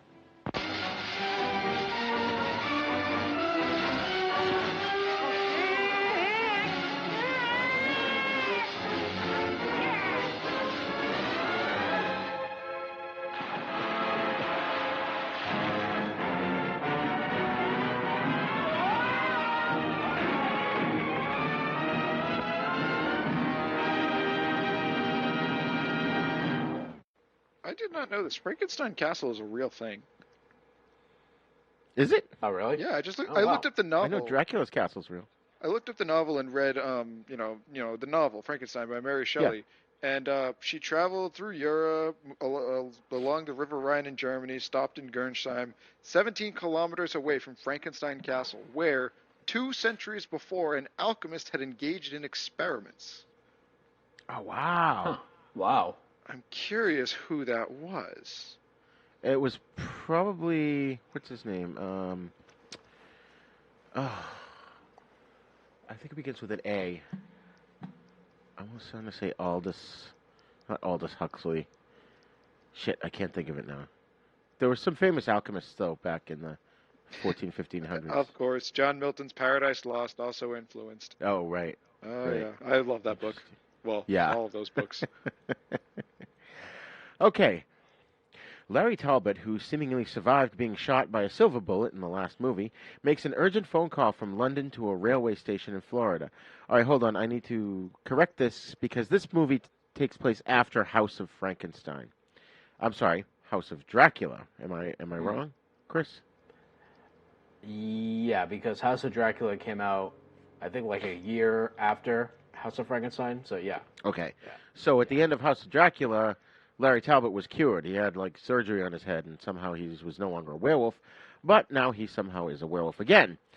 And he makes an urgent phone call from London to a railway station in Florida, where Chick Young and Wilbur Gray work as bumbling baggage clerks. Talbot tries to warn Wilbur of a shipment due to arrive for McDougal's House of Horrors. However, before he finishes, the moon rises, and Talbot transforms into a werewolf, causing Wilbur to think that the call is a prank. Meanwhile, because Wilbur and Chick almost destroy the boxes trying to unload them, McDougal demands that the crates be personally delivered to his wax museum. Chick and Wilbur deliver the crates to the House of Horrors after hours. They open the first one and find Dracula's coffin. When Chick leaves the room to retrieve the second crate, Wilbur reads the Dracula legend. The coffin suddenly opens and Dracula sneaks out. Wilbur's so frightened he can barely articulate his call for help. When Chick returns, he refuses to believe the story. The boys open the second crate, and Chick goes to greet McDougal. Dracula hypnotizes Wilbur, finds Frankenstein's monster in the second crate, and reanimates him. Both leave, and McDougal finds the crates empty and has Wilbur and Chick arrested. That night, Dr. Sandra Mornay welcomes Dracula and the monster to her island castle, because everyone has one of those off the coast of Florida. Sandra has seduced Wilbur as part of Dracula's plan to give the monster a more obedient brain. Meanwhile, Wilbur and Chick are bailed out of jail by Joan Raymond, an undercover insurance investigator who feigns love for Wilbur, hoping to gain information. Wilbur invites Joan to a masquerade ball that evening. Talbot takes the apartment across the hall from Wilbur and Chick and asks them to help him find and destroy Dracula and the monster. Wilbur, Chick, and Joan go to Sandra's castle to pick her up for the ball. Wilbur answers a telephone call from Talbot in a place that's not his own house, who informs them that they are in fact in the House of Dracula. Wilbur reluctantly agrees to search the castle and soon stumbles upon a basement staircase where he has a few close encounters with the monsters. Meanwhile, Joan discovers Dr. Frankenstein's notebook in Sandra's desk, and Sandra finds an insurance investigator ID in Joan's purse. Dracula, under the alias of Dr. Lejos, introduces himself to Joan and the boys. Also working at the castle and attending the ball is the naive Professor Stevens, who questions some of the specialized equipment that has arrived. After Wilbur says that he was in the basement, Sandra feigns a headache and tells the others to attend the ball without her. In private, Sandra admits to Dracula that she feels they're not safe to conduct the experiment. Dracula then turns her into a vampire in order to control her. At the masquerade ball, Talbot accuses Lejos of being Dracula, but no one takes him seriously. Joan soon disappears. Sandra lures Wilbur into the woods and attempts to bite him, but fails. While looking for Joan, Talbot becomes the Wolfman and attacks McDougal. Since Chick's costume is that of a wolf, McDougal accuses Chick, who escapes and witnesses Dracula transforming from a bat to a man. Chick is also hypnotized and rendered helpless, while Dracula and Sandra bring Wilbur, Stevens, and Joan back to the castle. The next morning, Chick and Talbot meet up in the bayou and set out to rescue Wilbur and Joan. Wilbur is quickly freed, but Dracula uses hypnotism to summon him back. As Sandra prepares to cut into Wilbur's brain, Talbot and Chick burst in. Dracula enters and Chick tries to hit him with a chair, but accidentally instead knocks out Sandra. Talbot tries to free Wilbur, but turns into the Wolfman again. Dracula and the Wolfman engage in combat while Chick manages to free Wilbur just as the Frankenstein monster is upon them. Free of his bonds, Sandra tries to control him, but he tosses her out the window. As Dracula and the Wolfman battle through the house, Chick and Wilbur attempt to evade the monster. Ultimately, Dracula goes out onto the parapet and attempts to turn into a bat and fly away, with some help from Woody Woodpecker animator Walter Lantz, but Talbot's Wolfman grabs him and they tumble into the sea below. Frankenstein's monster chases Wilbur and Chick down to the pier where they jump into a boat. Joan and Stevens douse the dock with gasoline and set it ablaze. The monster, apparently very much over his fear of fire, walks right into it, seemingly to his death. The film closes with Wilbur and Chick making their escape in a rowboat. Wilbur scolds Chick for his earlier skepticism, and Chick remarks that they have nothing to fear now. Then they learn that they've been joined by the Invisible Man, voiced by Vincent Price, spoiler alert, who makes a crack about not being in the picture, and they flee the boat in terror. So, first impressions. Chris, I thought you before had said you hadn't seen it, but you have seen this before? I have seen this one before, yeah. I saw this on TCM years and years ago, but honestly, it was such a long time ago that I only remembered like little bits and pieces of it. But I really love this movie. I mean, it's a movie. You know something? It's a movie that on paper should not have worked because you have these two great comedy legends with these horror icons. You put them together, and you're like, oh, that can't possibly work. But my God, does it work? And it works beautifully. Yeah. Spence? Once again, I've seen this movie, from childhood. This one way more than House of Frankenstein. I actually got to show this to my girlfriend just last night, so that was really cool. And she got way more invested in it than she will admit. And she walked away from it, saying, "Wow, that was a lot better than I expected."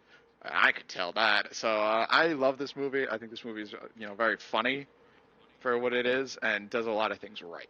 Oh, absolutely. This is like the ultimate culmination of all the ones that we've been talking about so far. Because, Spence, you haven't been with us, but we talked about all the Dracula series, all the Mummy series, all the Invisible Man movies, and then now we're finishing up all the Frankensteins and the Wolfmans. And this is what, without the comedy, this is what House of Frankenstein should have had in it. At least, we get knockdown, drag-out fight between Dracula and the Wolfman. And that's all I was asking for. I grew up watching Abbott and Costello in the movies and on their TV show, and so they were well known to me. And I do remember seeing this at my grandparents' house. I think I have it later in my notes, but I'll just say it now. There was the scene where Wilbur's pretending to be hypnotized near the beginning in the House of Horrors, and the Frankenstein monster looks at him and gets scared. And he's like, "Don't worry, he won't hurt you." And I just remember my that was great. My Yeah. parents and grandparents, and we were all of us just cracking up at that. But so I had already known who the monsters were and who Abbott and Costello were going into this movie. So as a kid, it was just awesome, and I freaking love this movie. I think almost every scene is burned in my brain. It's because I was having a hard time watching it by myself, having a hard time not to recite the dialogue while I was playing. Spency, you and I often quote this movie back and forth to each other. I can promise you that there are now things I've said to my girlfriend that make sense. This movie has many of my movie quotes that I say on a consistent basis, just out of the open. Well, remember when we took the kids to see, Charlene's kids to see Jaws? They had never seen it before, and Fran turns around at the end of the movie, looks at me, and he goes, "Now I understand half of what you say." No, it really does work, and there's small jokes like the Junior. Yeah, Junior, that I've said so many times, and she's never got it. Oh man! Or like when you and I would be at the beach when you were a little kid, and we'd be digging in the sand and filling the buckets, and I kept going, "Fill that bucket with gas." that line was poking through my head the moment the boardwalk kind of showed up. Yeah. Oh yeah. So I was like, "Oh no, when's it gonna happen? Oh no." So this movie has, it has technically two directors, but we'll talk about Charles Barton. He's actually the main director of the live-action stuff. He did Beau Jest. He did a movie called The Last Outpost. A Disney one that I loved as a kid called The Shaggy Dog from 1959 about this kid that gets this magic ring that allows him to turn into a dog. Oh, you've seen that? I love that one. Yeah. That's one of my favorites. That's a great one. Yeah. Also, he did a lot of Abbott and Costello films. A lot of people who worked with Abbott and Costello worked on this movie. He directed The Time of Their Lives, Buck Privates Come Home, Africa Screams, Abbott and Costello Meet the Killer, Boris Karloff, which was made after this movie that we're doing today. He also did a lot of TV shows, including some Spin and Marty segments for Mickey Mouse Club, The Munsters, Family Affair, Dennis the Menace, just so many. Now, the other guy that's credited as a co-director, but he's really the one who directed the animation sequences, is the great Walter Lantz, of course, the famous creator and animator of Woody Woodpecker, Andy Panda, Chilly Willy, and a bunch of others. I was looking at his IMDb credits. He produced over 600 cartoon shorts. Yeah. And the other thing too should be noted is that he got his career started working for Disney. He did the Oswald the Lucky Rabbit shorts, and Oswald was Disney's leading character before Mickey Mouse. Oh, okay. I didn't get a chance to dig too far. I wanted to know if there was a connection between him and Disney, so that makes sense. Yeah. So that was his brief connection. But it's funny, when the movie opened and I saw the animation, my first thought was, I actually didn't think it was Walter Lantz. At first, I thought it was Max Fleischer because it had that Max Fleischer look. It does. But then I looked at IMDb. I'm like, oh, Walter Lantz, very cool. But yeah, so I think that's really cool that he started with Disney. And but yeah, of course, that's a whole other story to how Mickey came to be. In short, Oswald was taken away from Disney.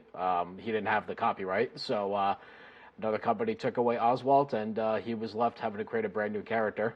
Oh, it's a great success. Yeah. Oh, man. Yeah, and he not only did the opening credits here, I think his first foray into doing animation for live action was when he did the transformation from bat to man scene in Son of Dracula.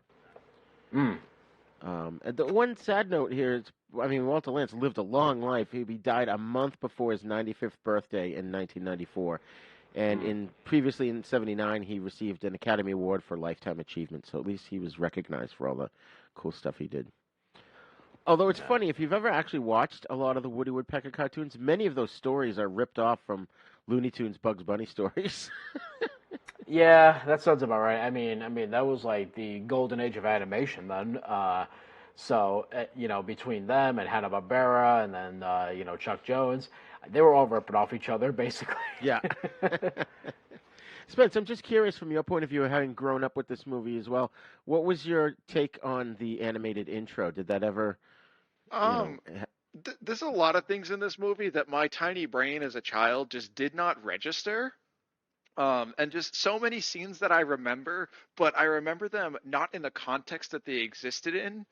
Like I don't know. There's so many moments, and the intro is one of them where I just remember it existing and not appreciating it for what it was. I was just like, oh, this is cool, and it continued on with the movie. It was like a sequence of events, and I didn't really get it, but it's a really, really neat intro because it introduces all the fun characters with, it's got the monsters and stuff, but then it has the nice title sequence with the bones and stuff. I thought that was really fun. And it does set the stage for the movie. It's like really sort of, especially with the music. The score in this movie is freaking awesome. Oh yeah, it definitely is. So this film has 3 writers attached to it. Robert Lees, who did some of the films that we talked about, including The Invisible Woman. He also did Hold That Ghost, Buck Privates Come Home, Abbott and Costello Meet the Invisible Man, and a bunch of other films and TV shows right up until the 80s. He also, worked on 60s shows like The Green Hornet and Alfred Hitchcock Presents. Then another writer, Frederick I. Rinaldo, he pretty much did almost all of the same films as Robert Lee, so they must have been like a writing team. And then John Grant was a gag writer for Abbott and Costello, so he wrote stuff for almost all of their films. So he would come up with the bits, like the candle moving on the top of the coffin, which I didn't get a chance to really dig too deep. I did a little cursory search, but I'm pretty sure that whole gag was used previously in Hold That Ghost. I could be wrong, and if people listening at home... I do remember hearing about that detail where at least that candle sequence in that movie is famous for one reason or another, either within, Abbott and Costello circles or greater than that. But I do remember knowing the fact that that's a really, really impactful, funny gag that came out of a good horror movie. Yeah. And, speaking of these guys, Bud Abbott plays Chick Young, and Lou Costello plays Wilbur Gray. And for those audience listeners, for those in the audience who are listening, don't know, Bud Abbott and Lou Costello were an American comedy duo whose work in radio, film, and television made them the most popular comedy team of the 40s and early 50s. And they were the highest paid entertainers in the world during World War II. And their routine, Who's on First, is considered one of the best known comedy routines of all time, which to this day, every time I listen to it, I laugh out loud. Yeah. And what makes that work, the Who's on First, is I think Abbott is actually the funnier one in that, because he's delivering the lines deadpan. And he understands it. He's like, oh, no, he's on third base. What's on second? No, he's on first. All that kind of stuff. And it's Costello who's losing his mind because he doesn't understand what the hell Abbott's talking about. And so I think in that respect, Abbott's actually funnier in that routine than Costello is, even though they're both funny. Yeah, that's kind of how they approached this movie as well. Abbott is definitely the straight one, and Costello is, of course, over the top, and to me, steals the show in the movie, although they're both very, very funny. Yes, yeah. Their popularity kind of waned in the early 50s due to overexposure and changing tastes in comedy, and their film and TV contracts lapsed. Partnership ended soon afterwards, and you know what? We'll have to do a whole show on them. We'll get an expert in to really talk about them. I know that they had a lot of friction between the two of them, but I'm not authorized to speak enough, or well-versed, I should say, in their history. Except that nobody should ever see the TV movie that was made about them with Harvey Korman and Buddy Hackett. It's terrible. I've heard, yeah. So what'd you think, Spence, of Abbott and Costello's performance here? This is really the one of 2 or 3 things I've ever actually seen them in. I haven't seen quite a bit of their other stuff. So, for me, it's the number one thing that I've ever seen them do. But I really, thought that they did a good job of actually making it a legitimate horror comedy. Throughout the movie, there's moments where, scary stuff is happening, and then it'll cut to something else that's going on concurrently, like when, the Wolfman is transforming at the beginning of the movie. The way they frame the shot is it's got the Wolfman music. It's, scary, Talbot's upset about it, and he's ripping the room apart, and then they cut to Costello, who's on the other end of the phone. is just not pleased with what's going on. It's like, please calm your dog down.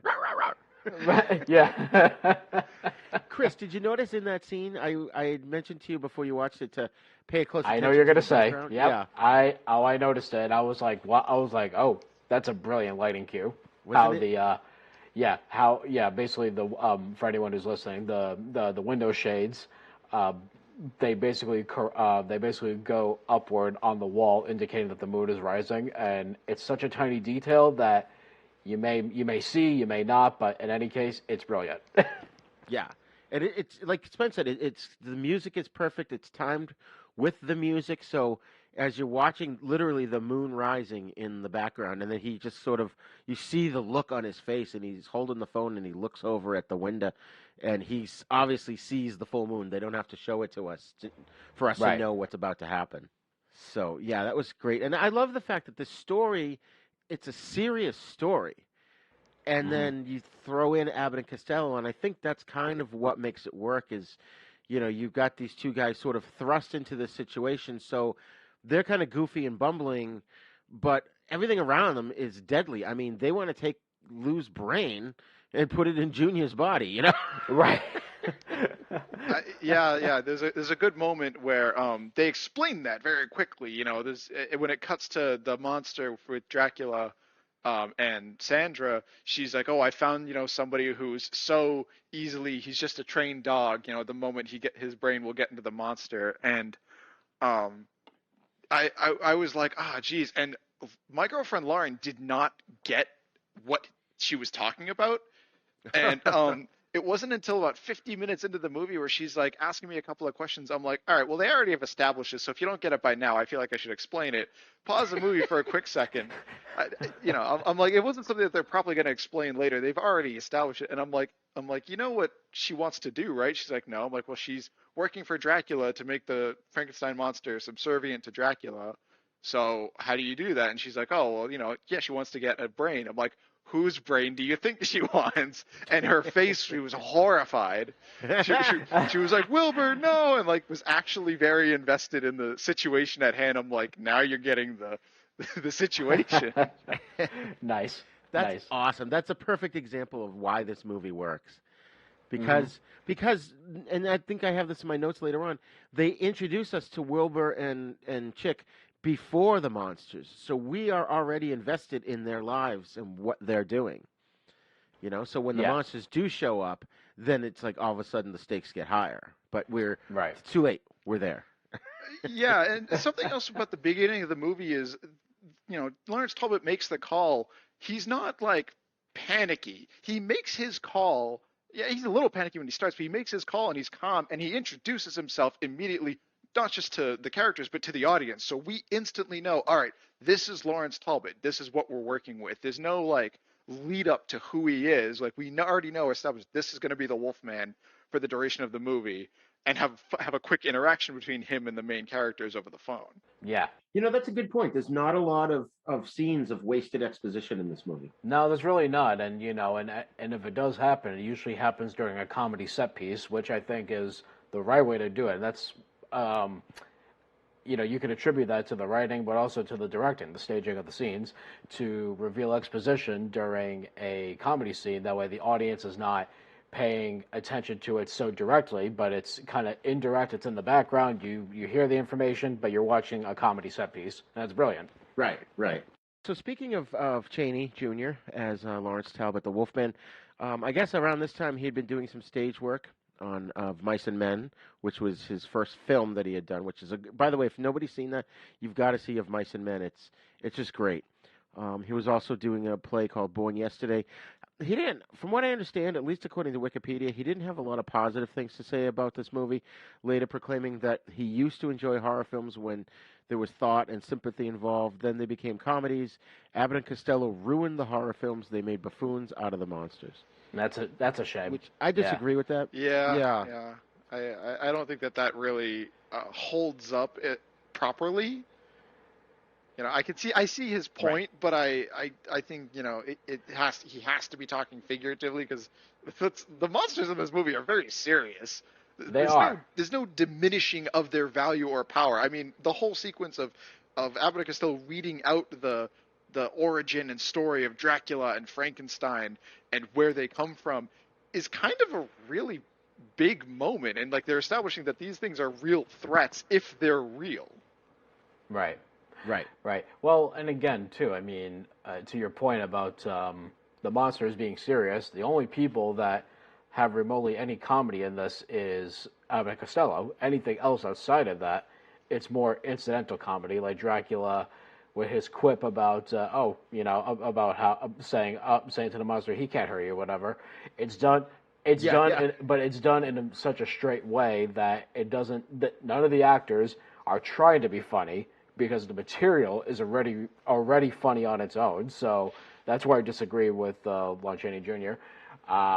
But from what I understand, this movie had kind of a troubled production between Lon Chaney Jr.'s thoughts on it and Costello in particular. He did not want to do this movie, from what I understand. It wasn't until Charles Barron came on as director that he agreed to do it. Yeah. But we did have Lugosi finally return to play Dracula for a second time. Only the second time he ever played the character. Yep. He spoke positively. He has played other vampires in other movies, but he only played. Wasn't he the original Dracula? Yeah. That was the first. And then he played it again here. Yeah. Whoa. He spoke very positively about the role during production. He was glad the script wasn't unbecoming to Dracula's dignity, and that all I have to do is frighten the boys, a perfectly appropriate activity. My trademark will be unblemished, he said. Perfect. Yeah, exactly. But this was his last involvement in a film for a major studio like Universal. Everything else he did was like, the Edwin stuff or... Wait, just a lot of hold on. budget. So you're meaning to tell me that the man who, like, in a very serious sense, defined the public perception of Dracula on screen, only played him twice? Twice on screen, and then many times on the stage, because he also played Dracula on stage as well. Oh, yeah. Right, and prior to the first movie he played, that's kind of how they discovered him. Oh, yeah, okay, but still, I mean, nobody in this day and age can really remember the his performance in that. We have the films to work with. He is the definition of Dracula, even if he's, maybe not the most literarily accurate, because I think Dracula has a lot more facial hair in the books and stuff like that, but it's still he's still the epitome. Right. What? Yeah. Yeah. That's news to me. I'm not gonna lie. I thought he played Dracula in multiple films, and John Carradine filled in for like 2 or 3. Nope. Right. Nope. Even Chaney Jr. played Dracula in Son of Dracula, or was he? He was Dracula. Didn't Lugosi play the monster in a couple of them though? Lugosi played the monster of Frankenstein meets the Wolf. That's right. Yep. And he was Igor in the previous. Okay, so he was involved, but he only played Dracula twice. Correct. Okay. Right. Yeah. He didn't. He was offered after Dracula. He was offered the part of Frankenstein, but he turned it down because there were no speaking parts, and of course, that turned an unknown Boris Karloff into an international superstar. I don't think that the first Frankenstein would have been as good with Lugosi as the monster. No, Karloff was the right choice for that. Yeah. But at least he was positive about this movie, and then we've got Glenn Strange returning as the monster. Like we said, we saw him in House of Dracula, and I guess he'd only been in a handful of roles since that film, including he did Beauty and the Beast for Monogram Pictures, Eagle Lions, Frontier Fighters, and for Universal he did 2 movies, Brute Force and another Abbott and Costello film called The Wistful Willow of Wagon Gap. He later recalled on the set of this movie that we're talking about was one of the most enjoyable pictures I ever worked on. Nice. So that's nice to hear, yeah. Yeah. He's great here as the monster. I think if anyone could replace Karloff, Glenn Strange did a good job of it. Then, of course, Lenore Albert plays Sandra Mornay. She was born in Austria and Hungary, which is now Slovenia. I spelled only wrong. She only did 20 films, including Abbott and Costello Meet the Killer, And then in the 50s, she joined her husband, who was in the garment business in New York. And the business succeeded, but the marriage did not. With the exception of a couple of minor European films, her acting career was effectively over. So she ended up devoting much of her remaining life to charitable causes and did a lot of work for the United Nations and things like the Museum of Natural History in New York and stuff. Nice. So, yeah. And then Jane Randolph played Joan Raymond, which is kind of weird. What is that? It's like an alliterative where it's JR and JR. She starred in Cat People and Curse of the Cat People, which I have. Those are great movies. We have to cover those. Those weren't for... I don't think they were for Universal. I'm not sure. They might have been RKO. But anyway, she only did a handful of movies, and she married this rich guy and lived out the rest of her life as a socialite in Spain. What more can we ask Frank for? Ferguson... Right. I mean, you just need a sugar mama and you're good, you know. Frank Ferguson played McDougal. He was in well over 300 films and TV shows and a major character actor. He's one of those guys, like another one where I recognize his voice, where he'll show up in something. And I might not be looking at the screen, and I'll look up and I'll go, McDougal! He does have a very distinct voice in this film. Mm-hmm. Yeah. Which works, I think, for the character that McDougal is. Yeah. You get me those things right now. Charles Bradstreet played Dr. Stevens. He was only in like 10 things. I think he didn't even want to be an actor, if I read that correctly. But of course, spoiler alert, we had Vincent Price as the voice of the Invisible Man, which he's completely uncredited for here. But that's another one that you just hear his voice and you know exactly who it is. Which was that was a nice surprise. I remember as a kid I think I knew who he was at the time and was shocked. And like my whole family just dying laughing because it was Vincent Price. You know? Now, one other guy I wanted to mention, do you remember the guy in the party towards the end where I think Talbot asked him if he'd seen Wilbur Gray, and he goes, "Seen him? I don't even know him." That guy is Bobby Barber, who was employed for the film as a court jester. So his job was to keep the energy level up of the actors through a series of practical jokes and deliberately blown takes. So often, like when Lou Costello would expect Lon Chaney Jr. to come through the door, Barber would run through wearing a hat and cape, immediately run back out. Lugosi enjoyed Barber's antics as long as he was not the victim. And I've heard the story a long time ago. There was one particular time where they're filming the scene in which, you know, Dracula he's solemn and sinister and he's descending the staircase, and Barber's sneakily following behind him, imitating his every move. And the cast and the crew, they just burst into laughter. Lugosi turned around and glared at him and yelled in his thick Hungarian accent, "We should not be playing while we are working!" And then he stormed off the set. That's funny. So I wonder if that makes me think, and you know, we could do an even deeper dive into this, but I know there was tension between Abbott and Costello, and like you said, Lou didn't want to do this movie, so there was a lot of tension. I wonder if that's why they hired Bobby Barber, to just sort of lighten the mood every so often.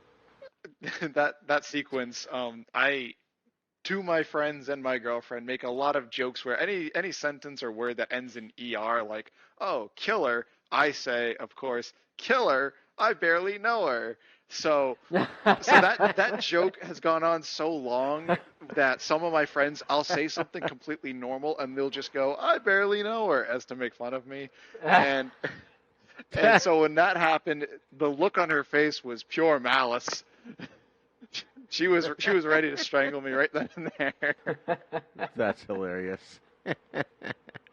Well, it's like I can't, like, anytime anyone uses the word tissue, I have to say, "Tissue? I don't even know you." Yeah, it's just gotten so deep that the moment I forgot that line existed.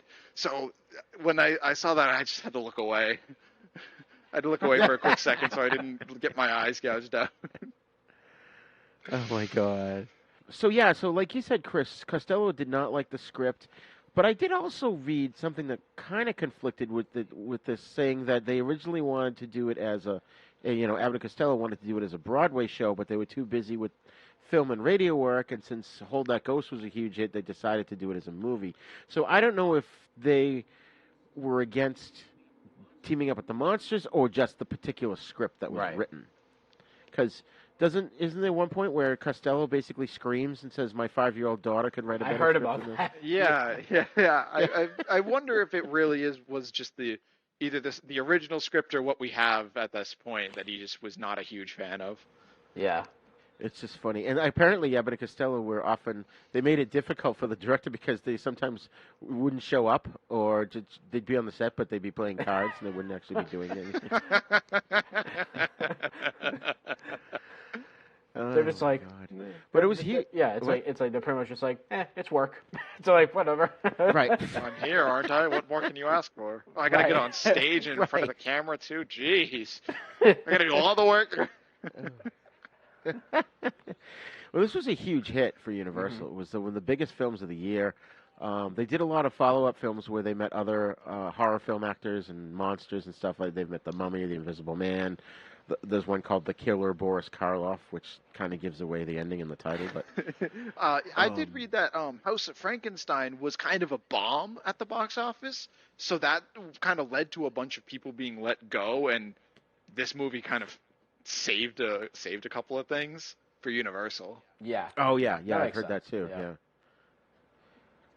What's cool, in 2001, the United States Library of Congress deemed this film culturally, historically, or aesthetically significant and placed it in the National Film Registry. Yeah, I'd say it. I believe the American Film Institute also ranked it as like one of the top 100 funniest movies. Yeah. Yes. Yep. Which is awesome. I found an interesting fact here. On November 28th of 45, Universal joined with British entrepreneur J. Arthur Rank, who bought 1/4 interest in the studio. And in 46, Universal reported a profit of only $4.6 million. So they responded by dropping many actors. This is what you were saying, Spence. Many actors from their contract roster, including Chaney. On July 31st of 46, an official merger began. The company was now called Universal International, and it only had Deanna Durbin, Maria Montez, Bud Abbott, and Lou Costello, and a few other actors remaining on their payroll. Since the February 1941 release of Buck Privates, starring Abbott and Costello, the duo were among the most powerful stars at Universal. By 1945, they nearly split up as they were fighting each other and suffered from their own personal issues.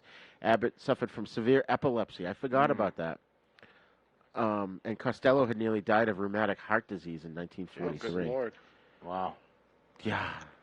So they had a lot of issues. In their first year of operation, the studio, Universal International, nearly went bankrupt. And in 1948, William Getz, who was in charge of production since Universal merged with International Pictures, in the same year, Abbott and Costello's popularity was also waning, with the team not having a top 10 box office hit since 1944. So I guess Charles Barton was among the top comedy film directors at the time. He didn't want anything to do with Abbott and Costello after MGM basically dropped their option for more films from the team, and Camel Cigarettes dropped their radio show, which back then cigarette advertisers were huge paying sponsors.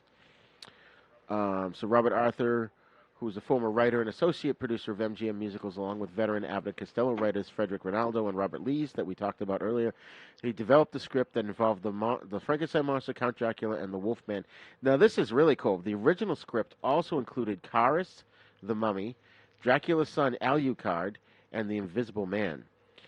And the script involved the monster becoming Dracula's slave and began seeking the brain of a simpleton to be placed in the monster's body, eventually settling on Lou Costello. Charis and Alucard were dropped from the script, and the Invisible Man was only included as a small gag at the end. That would have been really cool. Yeah. Oh, and I mentioned earlier the original title of this was The Brain of Frankenstein. That actually would have been a title that made a lot of sense. Yeah, because, well, that's one of the notes I had down, because it says Abbott and Costello be Frankenstein. There's a few things wrong with that title. So, Abbott and Costello don't play themselves. They play Wilbur and Chick. So it's not technically them. They're playing characters, and also Frankenstein, again, as we talked about before, is not the monster, but the scientist. So, and they meet the monster. So, there's some stuff wrong with that. Right, and they don't just meet him; they meet Dracula. Right, exactly. Yeah, I mean, I think you could argue that at the time, if you said Frankenstein, you thought Universal. True. So that's true.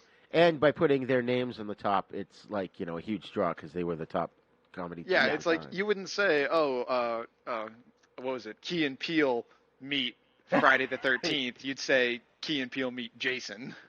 Right. Something like that. Yeah, true. Good point. Yeah. So I read some conflicting things too. I don't know if you guys did any research on the makeup, but the film had a new makeup department opposed to the old one, which was headed by Jack Pierce.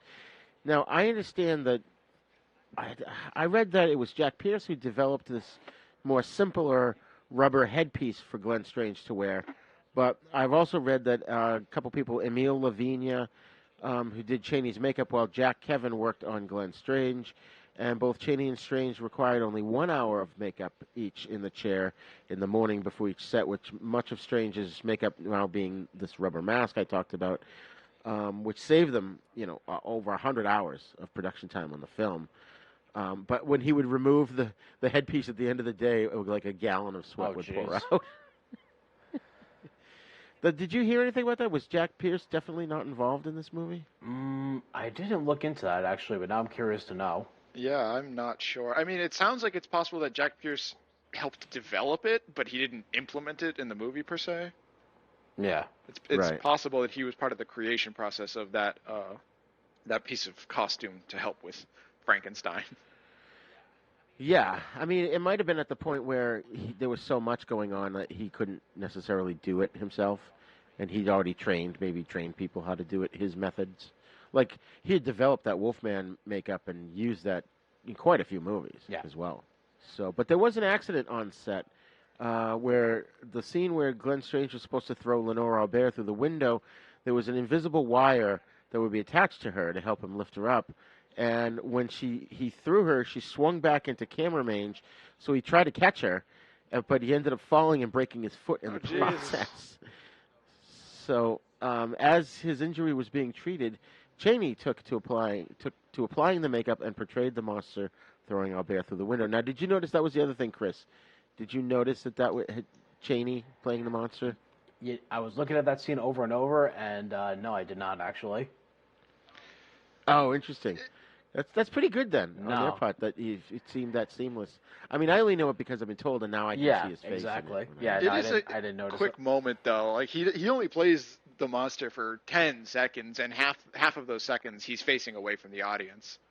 Yeah, that's true.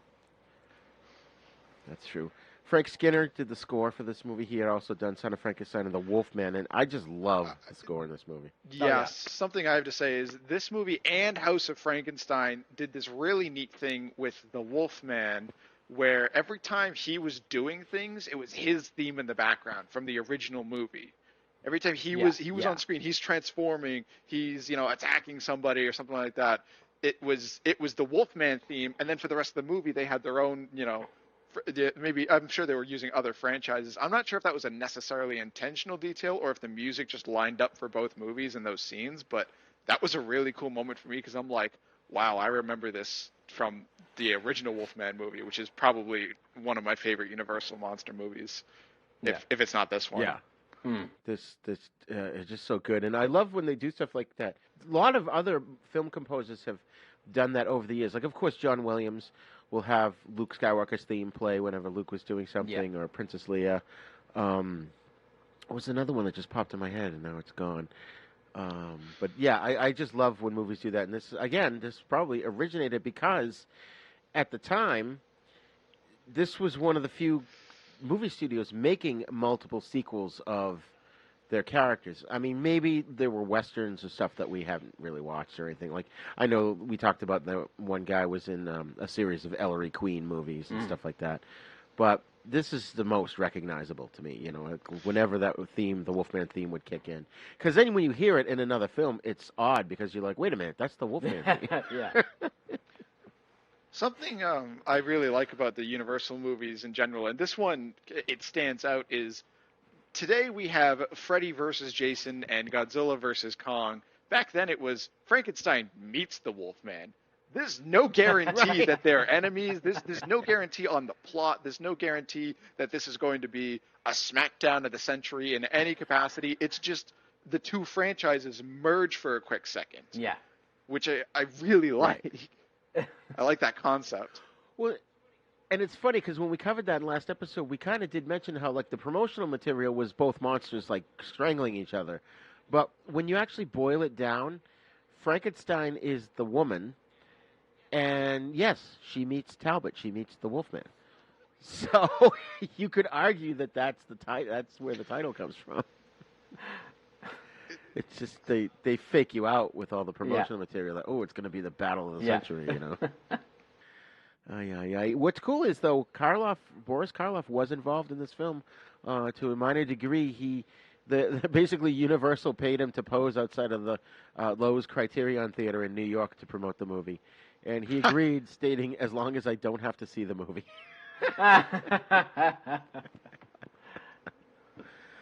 Oh man, but this was a cool one I read online where someone said that this is it's the "you've got to believe me" routine you've seen in so many horror movies. And to be fair, this film is early enough in film history for it not to have been as cliche as it would seem now, and yet it feels fresh because the dialogue, the staging, the characterization are so clever, and the comedic timing is spot on.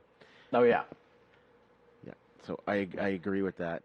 But one reviewer did write, I still wonder if someone wrote, "Oh chick" into the script so many times knowing it sounds similar to another phrase that maybe screamed in fright.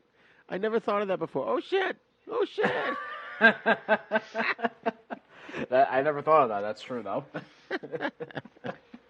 Man. Spency, you ever think of that?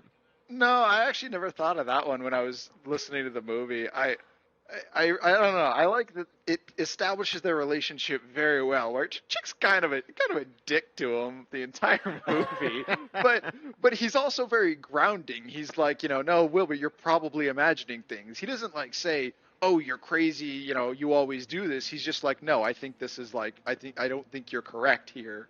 Well, except in this when situation. He refers to Talbot and says, "This guy's screwier than you are." This is a good point where they had no problem interacting with the rest of the world in their special little way. Yeah. These two characters. They had no problem dealing, like McDougal shows up and, of course, Chick and Wilbur run instantly. Right. The two of them at the same time, I love that, too. Like Wilbur's grabbing on the back of his belt, and he's not letting go. It's like McDougal throws wood. "Now we've got you for assault and battery." Yeah, it's like, "Oh, you need a witness." "I'm a witness." I'm sorry, I didn't see anything. But, Wilbur gives it back to him. Even though Chick's mean to him and slaps him every so often, Wilbur gives it back to him, like when he won't share the date with him, and he's like, no, let's say a third girl came along. We'll call her Mary. And he's like, "All right, well, why don't you take Mary to the thing?" Or was it Sandra fakes the headache and decides she's not going to go, and Wilbur makes some kind of crack like, "Oh, Chick, too bad your date left," The moment that any of the girls question Wilbur, oh, she's Chick's date. Right, yeah. Oh, man. It's just funny, this film's the serious, and like we said, this plot line is serious, but it's funny because it's happening to Chick and Wilbur. Their reactions, the goings on, everything going on with the monster. As hilarious it is, it's like it blurs the line between horror and comedy. Yeah, which I think is great. Big time. How you guys have described it has made me think that it's a good point. Is that it's not a funny movie; it's a horror movie with two hilarious main characters. Yeah. It's not trying to be funny. These characters and their dialogue gets really funny because there's so many moments where one of them is grabbed by the collar. Like, even Lawrence Talbot is like, you believe me. I thought you would know that I spoke the truth. Like, he's so frustrated with these guys, and they're still cracking jokes. Yeah. He'll murder you. That's something that's probably me and my girlfriend are going to quote forever is that serious? He'll murder you. That's serious. Yeah. I guess, remember the scene where, broom closet, where Costello ends up in the secret room and he sits on Frankenstein's lap mistakenly, or the monster's lap, I should say. And I guess they had to keep retaking that shot because he kept improvising, and Glenn Strange would start cracking up during the takes.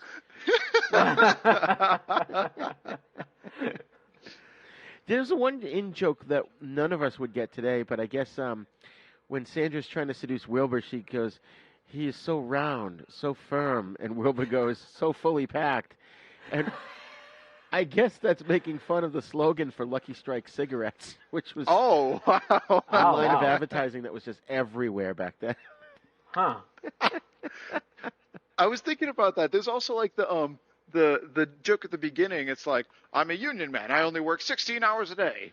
A union man only works 8 hours a day. I belong to 2 unions.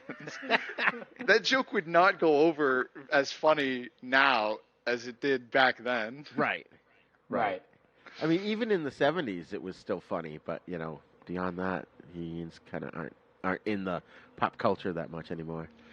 Now, here's one, Spence, you and I talked about. Actually, hold on. I had a question for you guys first. Okay, I had a question for both of you guys. It's not only for you guys, but for the listeners at home. Does the addition of all these wacky hijinks disqualify Abbott and Costello Meet Frankenstein from the Universal horror continuity? Meaning, is it not considered canon because it's got comedy in it? That's a good question. My answer to that would be yes and no. I say no because it does follow continuity of the previous movies, but at the same time, I also see this as being like an alternate universe. If these characters all existed at the same time, in the same place, with Abbott and Costello. So I think in some ways it doesn't disqualify it, but in other ways it kind of does. That's kind of in the middle answer, but yeah. Spence?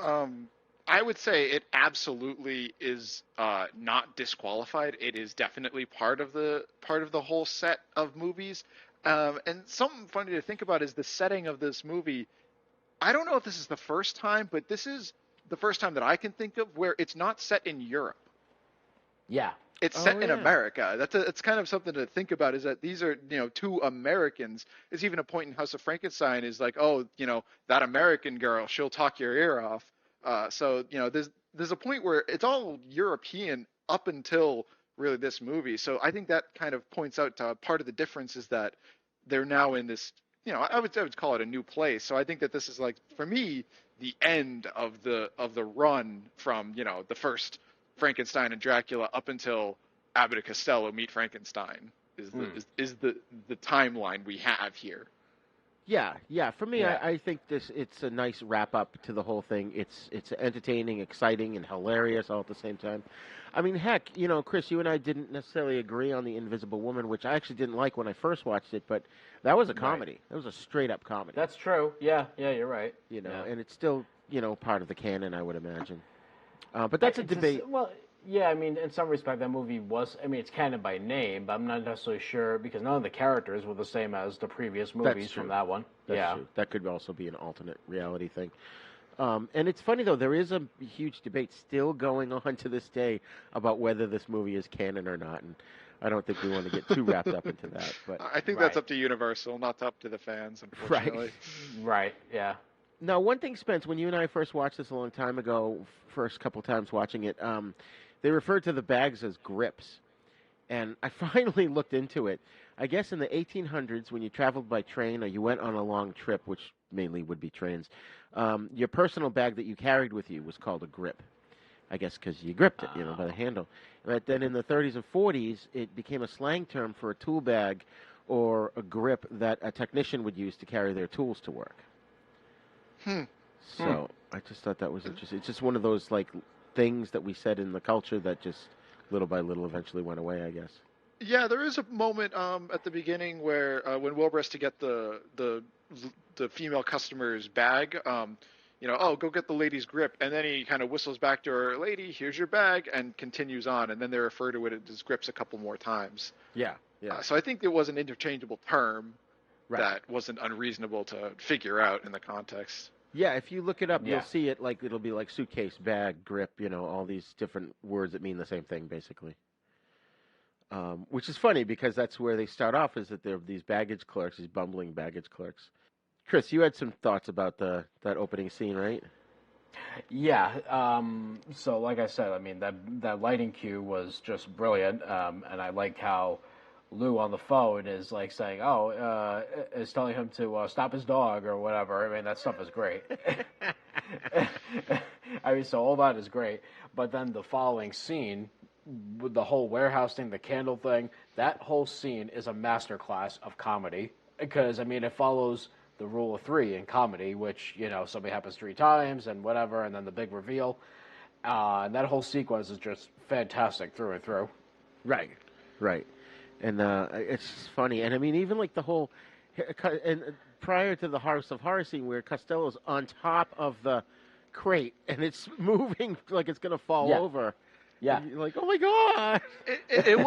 But here's the thing that really threw me off. It wasn't like, oh no, Wilbur, what are you still doing up there? Chick was like, Wilbur, you'll be fine.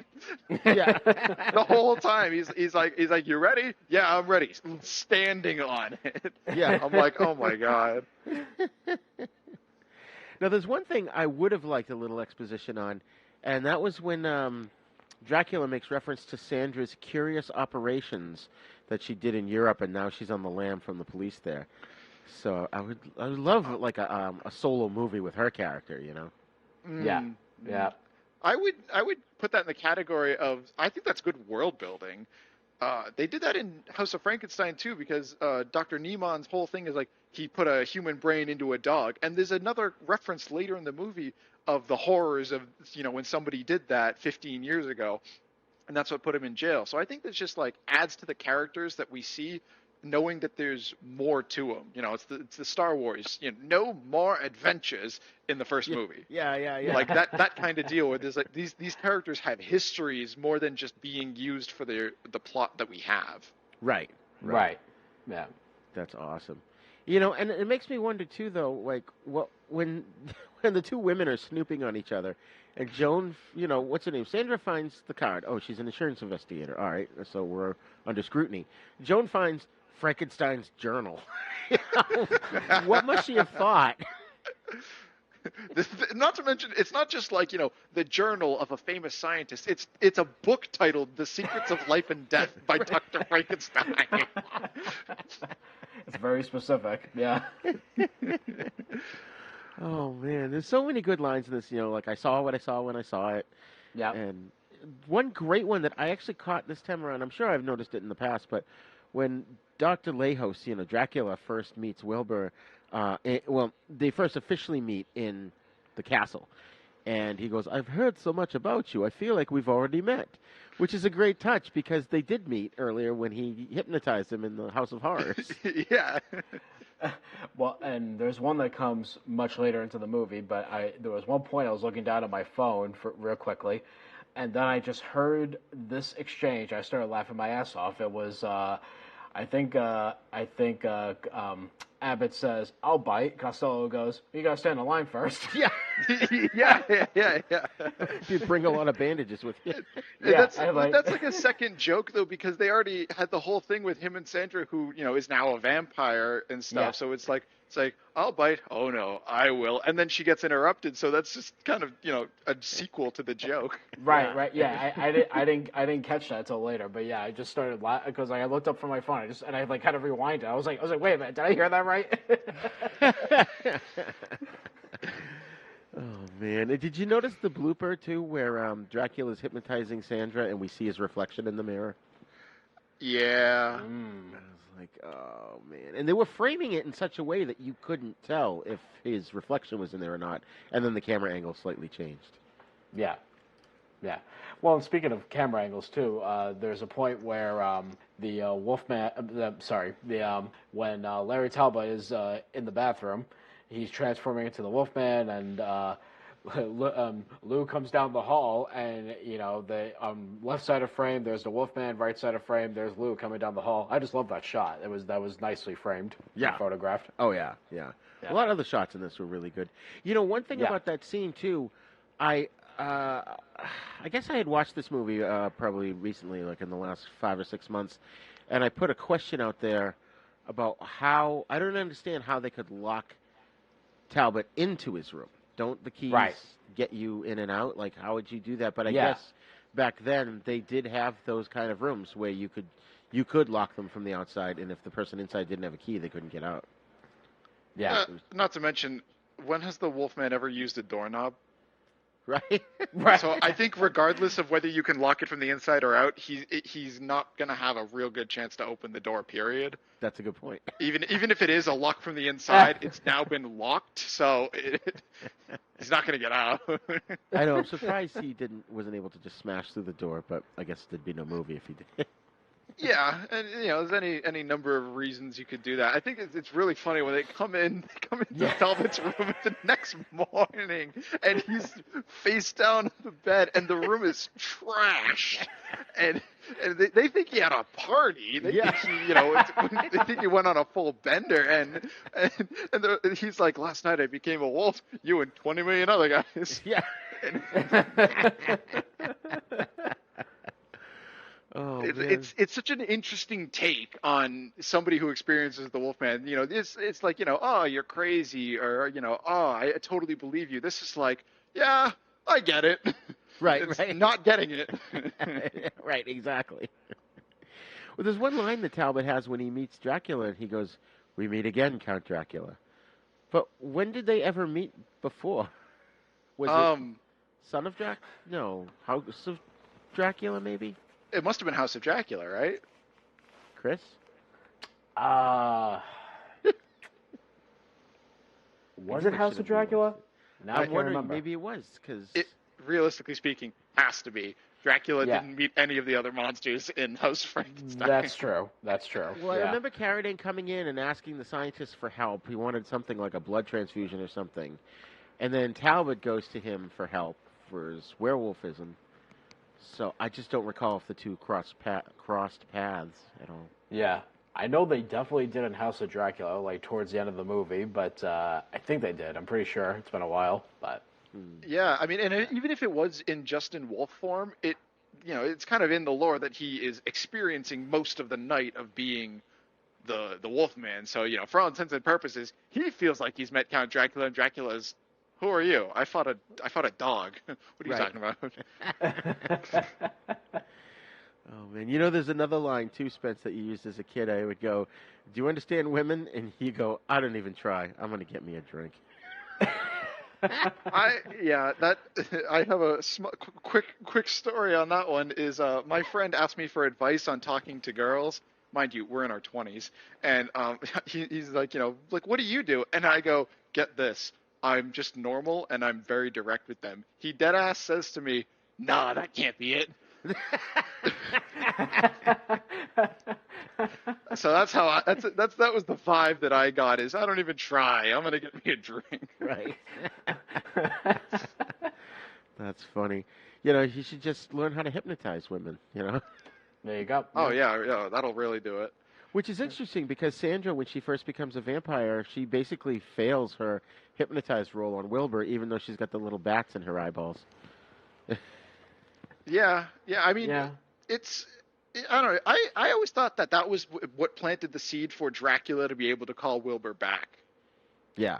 That's Wilbur. Oh, also Wilbur got hypnotized before that, so not necessarily. But right, I was going to say Dracula had already put the whammy on him a few times. There's something to think about. How terrifying is it to watch this movie and have been laughing your ass off the whole time, and then there's this one investigator who's going undercover as this fun girl who really likes Wilbur, and then she goes to dance with Count Dracula. Count friggin' Dracula. We don't see her again for another 10 minutes, and they're like, holy shit, she's been kidnapped. Right. That's actually really scary. Yeah. Oh, and what's also scary too is to know that someone could have that kind of hypnotic power over you. That you could at any moment just be summoned away and not know what the hell you're doing. Yeah, that's and there's one scene. This is a line, Spence. You and I talked about this a couple of years ago. I didn't notice it until probably 3, 4, 5 years ago when I watched it again. I've watched this movie many times over the decades, but there's a line I never noticed before. Towards the end, when Talbot's on full Wolfman mode and they're out in the jungle. And he's going after Wilbur, but of course he keeps getting caught in the bushes and stuff and having a hard time of it. And finally, he's about to jump him, And Wilbur, this whole time, thinks it's Chick with his wolf mask on. And he goes, "But I'm your friend." And then he just takes off because he knows he's going to get sliced to ribbons. And that one moment I thought was so touching. And I never noticed it before because it's very quiet. You know, you almost don't even notice it. Yeah. I did catch it this time round, and I'm like, that is scary. Yeah. It's touching. It's like he's like trying to appeal to him as his friend, you know? Yeah, he totally thinks he's somebody else. I mean, there's a whole point where he's previously the Wolfman's like kind of stuck in the bush. He's trying to get at Wilbur, and he's like, "Didn't Mr. Talbot not ask you not to wear that mask? And now you're wearing it." And punches him in the face. And just like, that is the relationship they have. And there's this point where Wilbur knows that it's either not Chick or Chick's gone off the deep end. Right. I love that. It's scary, but it's also like a good point to how they know each other. And so the Wolfman bites McDougal. Now, do you think McDougal's going to become a werewolf? I wonder. That's a good point. That's a good point. I never thought of that. Wow. That's just hitting me. Wow. Like, he actually survived the attack. Yeah. Whoever survives becomes a wolf himself. Yeah, I don't know. I also had an interesting thought of, does a person become, in the context of Universal, because they're the ones with the original kind of lore, does the curse pass on to somebody who survives but the original werewolf is still alive? That's a good question. Yeah, in the Universal films, they've never really tackled that. Yeah, I wonder if it's not contagious if it's you get bitten and attacked, but then that werewolf is killed in some way, shape, or form. Right. And that's what he does to Bela in the first movie is that's why he becomes the vampire, is because the curse has to go to somebody, become the werewolf. He kills Bela after being attacked, so the combination of those two, for whatever reason, is what turns him into the werewolf. Right. That's how I think of it. That's the premise of the Werewolf TV series from the 90s with Chuck Connors and John J. York, is that Chuck Connors is a werewolf and bites John J. York's character. And so the whole show is sort of like The Incredible Hulk meets The Fugitive, where he's on the run. Because, you know, every time it's, like, important to the story, he turns into a wolf and saves the day. But he's also trying to kill Chuck Connors' character to remove the curse, so he won't be a werewolf anymore. I think that there was a lot of the inspiration from Dracula where it was, if we kill the original vampire, this one will cease to be. Or, Right. you know, maybe an intention of flipping that on its head where you have to kill the original to actually become this thing. Did we see that, Chris, in something? Was it Dracula's daughter? Where they talked about it at least? I can't remember, but that sounds about right, actually, because I feel like that movie did tackle that to some extent. Right, like, because she was going to bite the guy's girlfriend. Right. Well, she did, and then he killed her at the end and then lit the coffin on fire or something, and then the girlfriend was normal. Right. I think. Chris, Spence, you've got to see Dracula's Daughter. It's this direct sequel to Dracula. It's a really good movie. Yeah. It's very good, yeah. Yeah. Surprisingly really good, yeah. Didn't expect it. Yeah, it's on my list of things to do. Junior. I love that moment where Costello is trapped and he goes, Sandra Junior.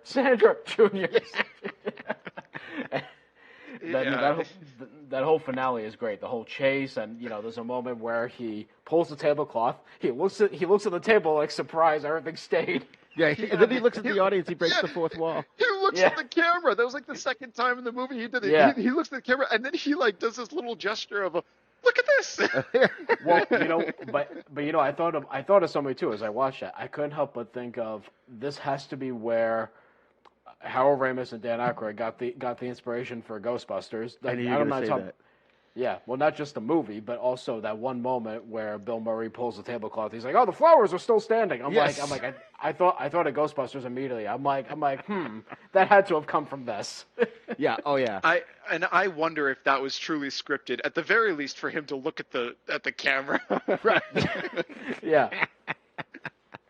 That's just an amazing scene, and it was cool. Like what I really get into too is like during that whole sequence where just before that, where Talbot and Chick team up. I love that whole thing where they team up. Chick realizes all this shit's real. He's seen it with his own eyes. He saw what he saw when he saw it, and then they go back in to rescue everybody. And of course, it's a full moon, so Talbot turns into the Wolfman. But I just love that whole of two characters that like Chick didn't like Talbot. He thought he was a nutball, and now he's like, yeah, they're Team Wolfman. Yeah. Yeah, I think the line I remember is, "You were on the level about that wolf business." Yeah. Yeah. And I'm like, oh, that's a really good way to like frame it, and not to mention, they're wearing the same clothes. Yes. They have the same outfit on, which it adds to the issue of, oh, I think this is Chick. Right. It's not just like he's, it's for the movie, he's wearing a mask. Like, no, he's wearing the same clothes. They have the same, like, stature for all intents and purposes from a distance, and when you're not seeing the full face, right, that's Chick. Right. Right. And what's funny is his mask has a snout, and Talbot does not. Yeah. But I also like Chick's line when they decide to go back into the castle, and Chick says, after what I've seen, there better not be any maybe. Yeah. And something else that's a good point is they succeeded. They got Wilbur out. There was the two of them, and they got the doctor out of the building. They go back for Jane, the investigator. Right. Yeah. All four of them are good. They're right next to the boat. They can leave. They go back for Jane. So there's this level of like Joan. That's what it is. There's this level of like, success and competent main characters where they did it. The stealth mission worked. They got him out, but now they have to save somebody else who's still in there. Right. Right. Yeah. I mean, it does get frustrating at that point, but it works, I think. For me, it's a change of pace from the, okay, look, now we're going to have another issue that's going to set us back from everybody getting out. And then at the end, maybe, somebody's going to get killed in the process. But, then at the end, in the climax, we escape the situation and get on the boat and leave. Like, no, we did it. We have to do more. Right. That's awesome. And I love when the Frankenstein monster tosses Sandra out the window. just like Daniel in the last one. Right. Oh my God, that's sort of becoming the signature move. And did you guys notice that Wilbur calls the monster Frankie at one point? Yeah. Yeah. I think that contributes to the public misconception of, one of the things we've been talking about, Spence, is how people sometimes refer to the monster as Frankenstein, and we're trying to figure out sort of where that comes from. And every so often there's a clue here and there that you could see how, if it gets into the public eye, that's the misconception. I don't think that that's really what contributed heavily. I think there's a decent point of, here's the question. When did Dr. Frankenstein die? He died in the first Frankenstein movie. So who the hell met the Wolfman? Well, that's what I said. That it was Frankenstein's daughter. But we talked about that. Yeah. I think it was the whole point is like, the movie titles also give the implication that, the monster is, canonically speaking to them referred to as Frankenstein as well, which can hurt the remembrance that it is the doctor, and then he's Frankenstein's monster. Right. That's what I was saying is we've been finding little clues here and there like that one that sort of you could see how after a while it just became part of the nomenclature where people just assumed the monster is. Because I was watching it with Charlene, one of the Wolf movies or whatever, Frankenstein movies, when we were first doing this, and I said to her, I'm like, well, that, Frankenstein's the doctor, not the monster. And she's like, what? I thought the Frankenstein was the monster. I'm like, no. Well, you could probably argue, too, that this movie was probably many people's introduction to to Frankenstein's monster, and they probably had the misconception because this was like an easy movie to get introduced to all the monsters because it's funny, it's light, versus the original movie, which, they could have seen after the fact. It's, that's probably very possible. Right. And this one is called Abbott and Costello Meet Frankenstein. Exactly, yeah. And there's no Dr. Frankenstein at all in this film. Exactly. Yeah. So, I mean, I think Universal is the ones who really pushed it. It's not just the referring to him in one scene, because it's very reasonable when you're facing, certain death, and it's called Frankenstein's monster. What are you gonna do? Right. What are you gonna be like? Oh, Frankie, I'm sorry, Frankenstein's monster. Yeah, like, right. Yeah. No, just go. Just go with Just it. go. Yeah. Yeah, just go with it. Did you guys notice too the minor blooper at the end when Glenn Strange is turning his head on the table and the neck bolt is kind of, the makeup is pulling away from his neck? No, I didn't notice that. No. I always notice that. I don't That's know funny. why. That's It's funny. one of those things that stands out to me for some reason. But so one of the last things I wanted to mention about this movie was I actually rewatched Freddy vs. Jason recently, and it made me think of the end of this movie. And then when I was watching the end of this movie, it made me think of the end of Freddy vs. Jason, which ends up on a dock with what, Chris? A fire. Yeah. Again. Another fire. These movies are not complete without a fire. So I thought, and I think if I do understand correctly, that Freddy vs. Jason, there were scenes that were inspired by this movie, and that Yeah, I being heard one that of them. too. Yeah, I'm not surprised. Yeah. Yeah. And of course, we get the ultimate surprise at the very end. Spoiler alert: if you haven't seen this movie, it's 90 years old, for God's sakes, or almost. Vincent Price, and like I said before, I remember my family going nuts at the end. That was a great ending. Great setup for the next movie, which was Abbott Costello Meet the Invisible Man. Yes. So. Although they're not the same characters, unfortunately. Right. Yeah, true. Yeah, it's like they set it up, but sort of, not really. Sort of, and yeah. He's a boxer in that movie, not Vincent Price. Oh, okay. Yeah. I mean, here's a point of contention with Freddy versus Jason. The monster simply walks after them. That's all he does. He just kind of chases them. I mean, he's exceptionally strong, and they're in a confined space, so they're running from him. They have to close the door, and they have to avoid the vampire and werewolf going toe to toe 3 feet away. Right.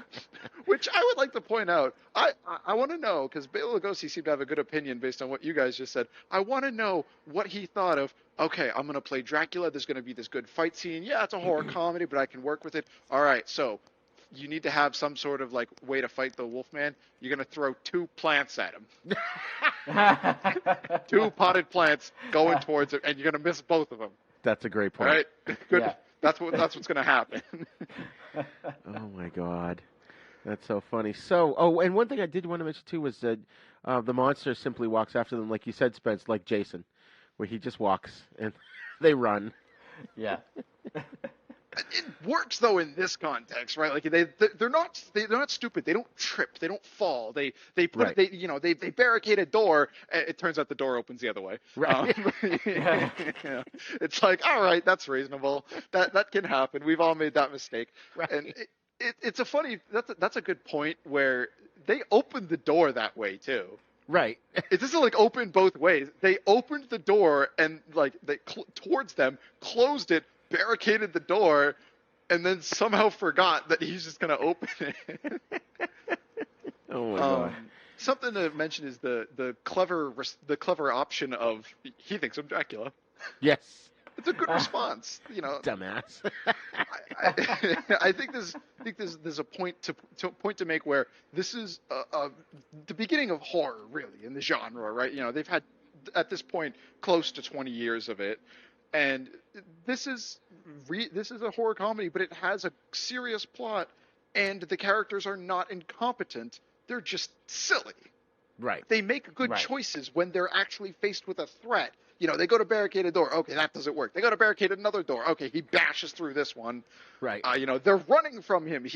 They lock, Chick unlocks the gate. He reaches under and does that, and then closes the gate and locks it. Monster's just strong enough to push through it, but still. Yeah. They don't just run past it. Oh no, we leave the door open for him to chase us, and it's like. That's the thing. You're absolutely right. It definitely avoids typical horror movie tropes where characters do something stupid. Yeah. Yeah, there's no real poor choices. There's moments where they miss something or whatever, but that happens.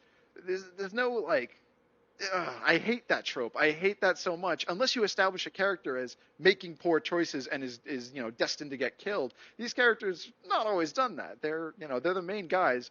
We want to see them do at least a smart thing, or at the very least the smartest thing to do. Right. What they have. Exactly. Right. And they do that. They do that many times. And I think that's something that people my age are not going to notice. because it's I don't know. I feel like that's going to go over their heads because they're just so used to characters making dumb decisions that they're just going to kind of accept what's going on, right? More than acknowledge the fact that, oh wow, this really is different from what I've seen. And that's more of a trope that's come from the '80s slasher films, I think. That for is the most true. part. I mean, Ellen Ripley does a hell of a job. Right, in Alien, yeah, that's such a great one. So, final thoughts on Abbott and Costello Meet Frankenstein, Chris? I mean, this is a comedy masterpiece in my mind. Just funny from beginning to end, and also a great combination of comedy and horror. I mean, it's really not much else you could say. Yeah, Spence. Yeah, I mean, I love it for the nostalgic feeling that I have with this movie, having watched it at such a young age. But more than that, this movie is fundamentally it's a good movie. There's so many good things. There's so many good camera work. There's a moment when Frankenstein's monster is on the table and the camera moves. I vaguely remember the camera moving as not the camera moving, but Frankenstein somehow willed his chair to move towards Wilbur. I for some reason believed that was the what was happening, and it wasn't until this viewing where I'm like, "Oh, you idiot! The camera moves." I didn't say anything to my girlfriend, but I was just like very ashamed of my tiny brain at the time. So there's a lot of good to this movie, and something I think a lot of people my age look for and get upset about with older movies is the quality of the film, in the sense that it's not very well, it doesn't have a lot of fancy effects. There aren't any computer generated monsters. You can't have full transformations. So, for what it is really good. So, if somebody in my age group can kind of look past that fact, or at least acknowledge that this is, 1948. They don't have fancy stuff. Right. It's awesome. Yeah. Yeah. My favorite effect is Dracula turning into a bat and turning into a man. And I said that to my girlfriend as the movie was playing. I was like, "Oh, this is my favorite effect. Watch." And mind you, I said that as we saw the bat flying. She's like, "What? The rubber bat?" I was like, "No." I was like, "No." And then when she saw the full effect of them, having it was basically animated of him turning into Dracula, she's like, "Oh, that is cool." Right. I'm like, "Yeah, thank you. I'm not crazy." Chris, you mentioned earlier that the animation reminded you of Charles Fleischer, and I agree with that. And it made me think of, if you've ever seen the old Superman serials, when he goes to fly, he leaps up into the air and becomes a cartoon for a second and flies off. Right. And then he's back to being a live-action guy again. That's true, yeah. Well, the other thing, too, that Max Fleischer would do is he also would work with live-action models. Like, he would have a camera moving around a live-action model with animation over that, and it would have, like, a very three-dimensional look. Yes. And rotoscoping? Sort of like rotoscoping, yeah. It's kind of like that. But there would be a cartoon character over the shot of the model, is what I'm saying. Like, the animation would be, the cartoon character would be right on top of the live action footage, and it gave it like an interesting look. And I thought I saw that here when the bat is flying away, and the castle's in the background. And and that's another reason why I thought it was Max Fleischer at first, and I looked it up. It was Walter Lantz, but I think they all use the same techniques. Yeah, I think so. And it was at the cutting edge. They were the first to do all this stuff. So yeah. This is hands down one of my all-time favorite movies. I know there's a lot of contention out there about whether it's considered canon or whether the comedy cheapens the monsters, but I don't really give a shit about any of that. To me, it's canon. I love it. I think the balance of horror and comedy is well done, well played. It's well shot. The acting is great. The story is solid.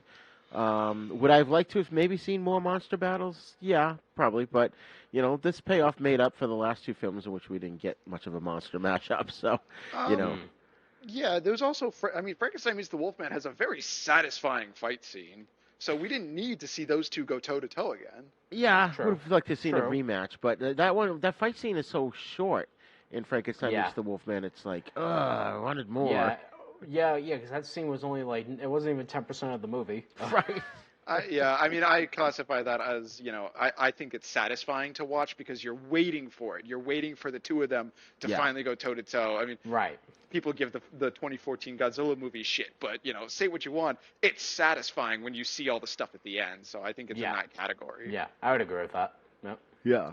Well, folks, thanks for joining us for this three-part installment where we wrapped up the Frankenstein series from Universal.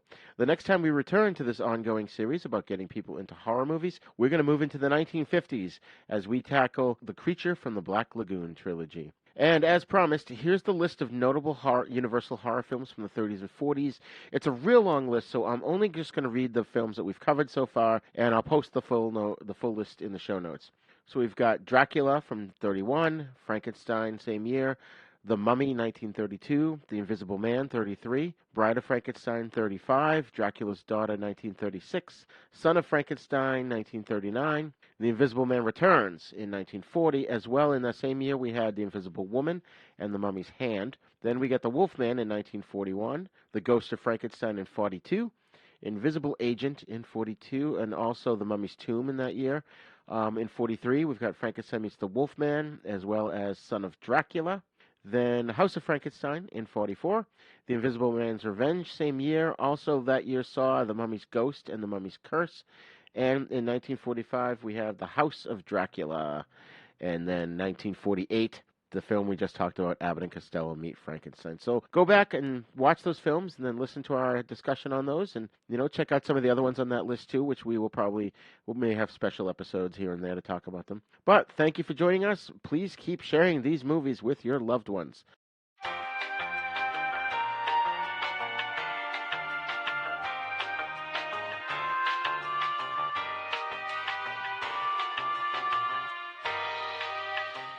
Okay, you can send your feedback to thenisnow42@gmail.com.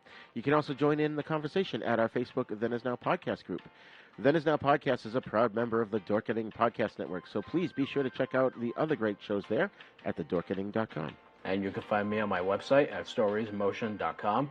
You can also find me on Facebook, Twitter, and Instagram at storiesinmotion.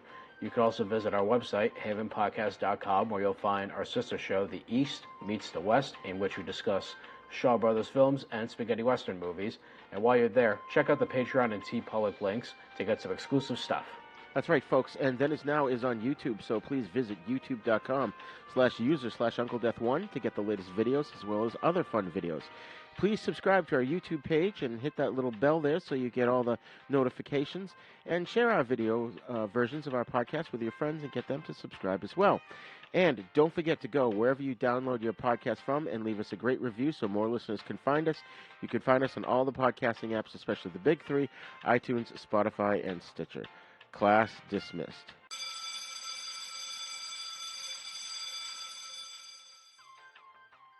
Then Is Now podcast is intended for entertainment, educational, and informational purposes only. Sounds, music, and clips played during this podcast are the property of their copyright holders. All original content is copyright Jupiter Media.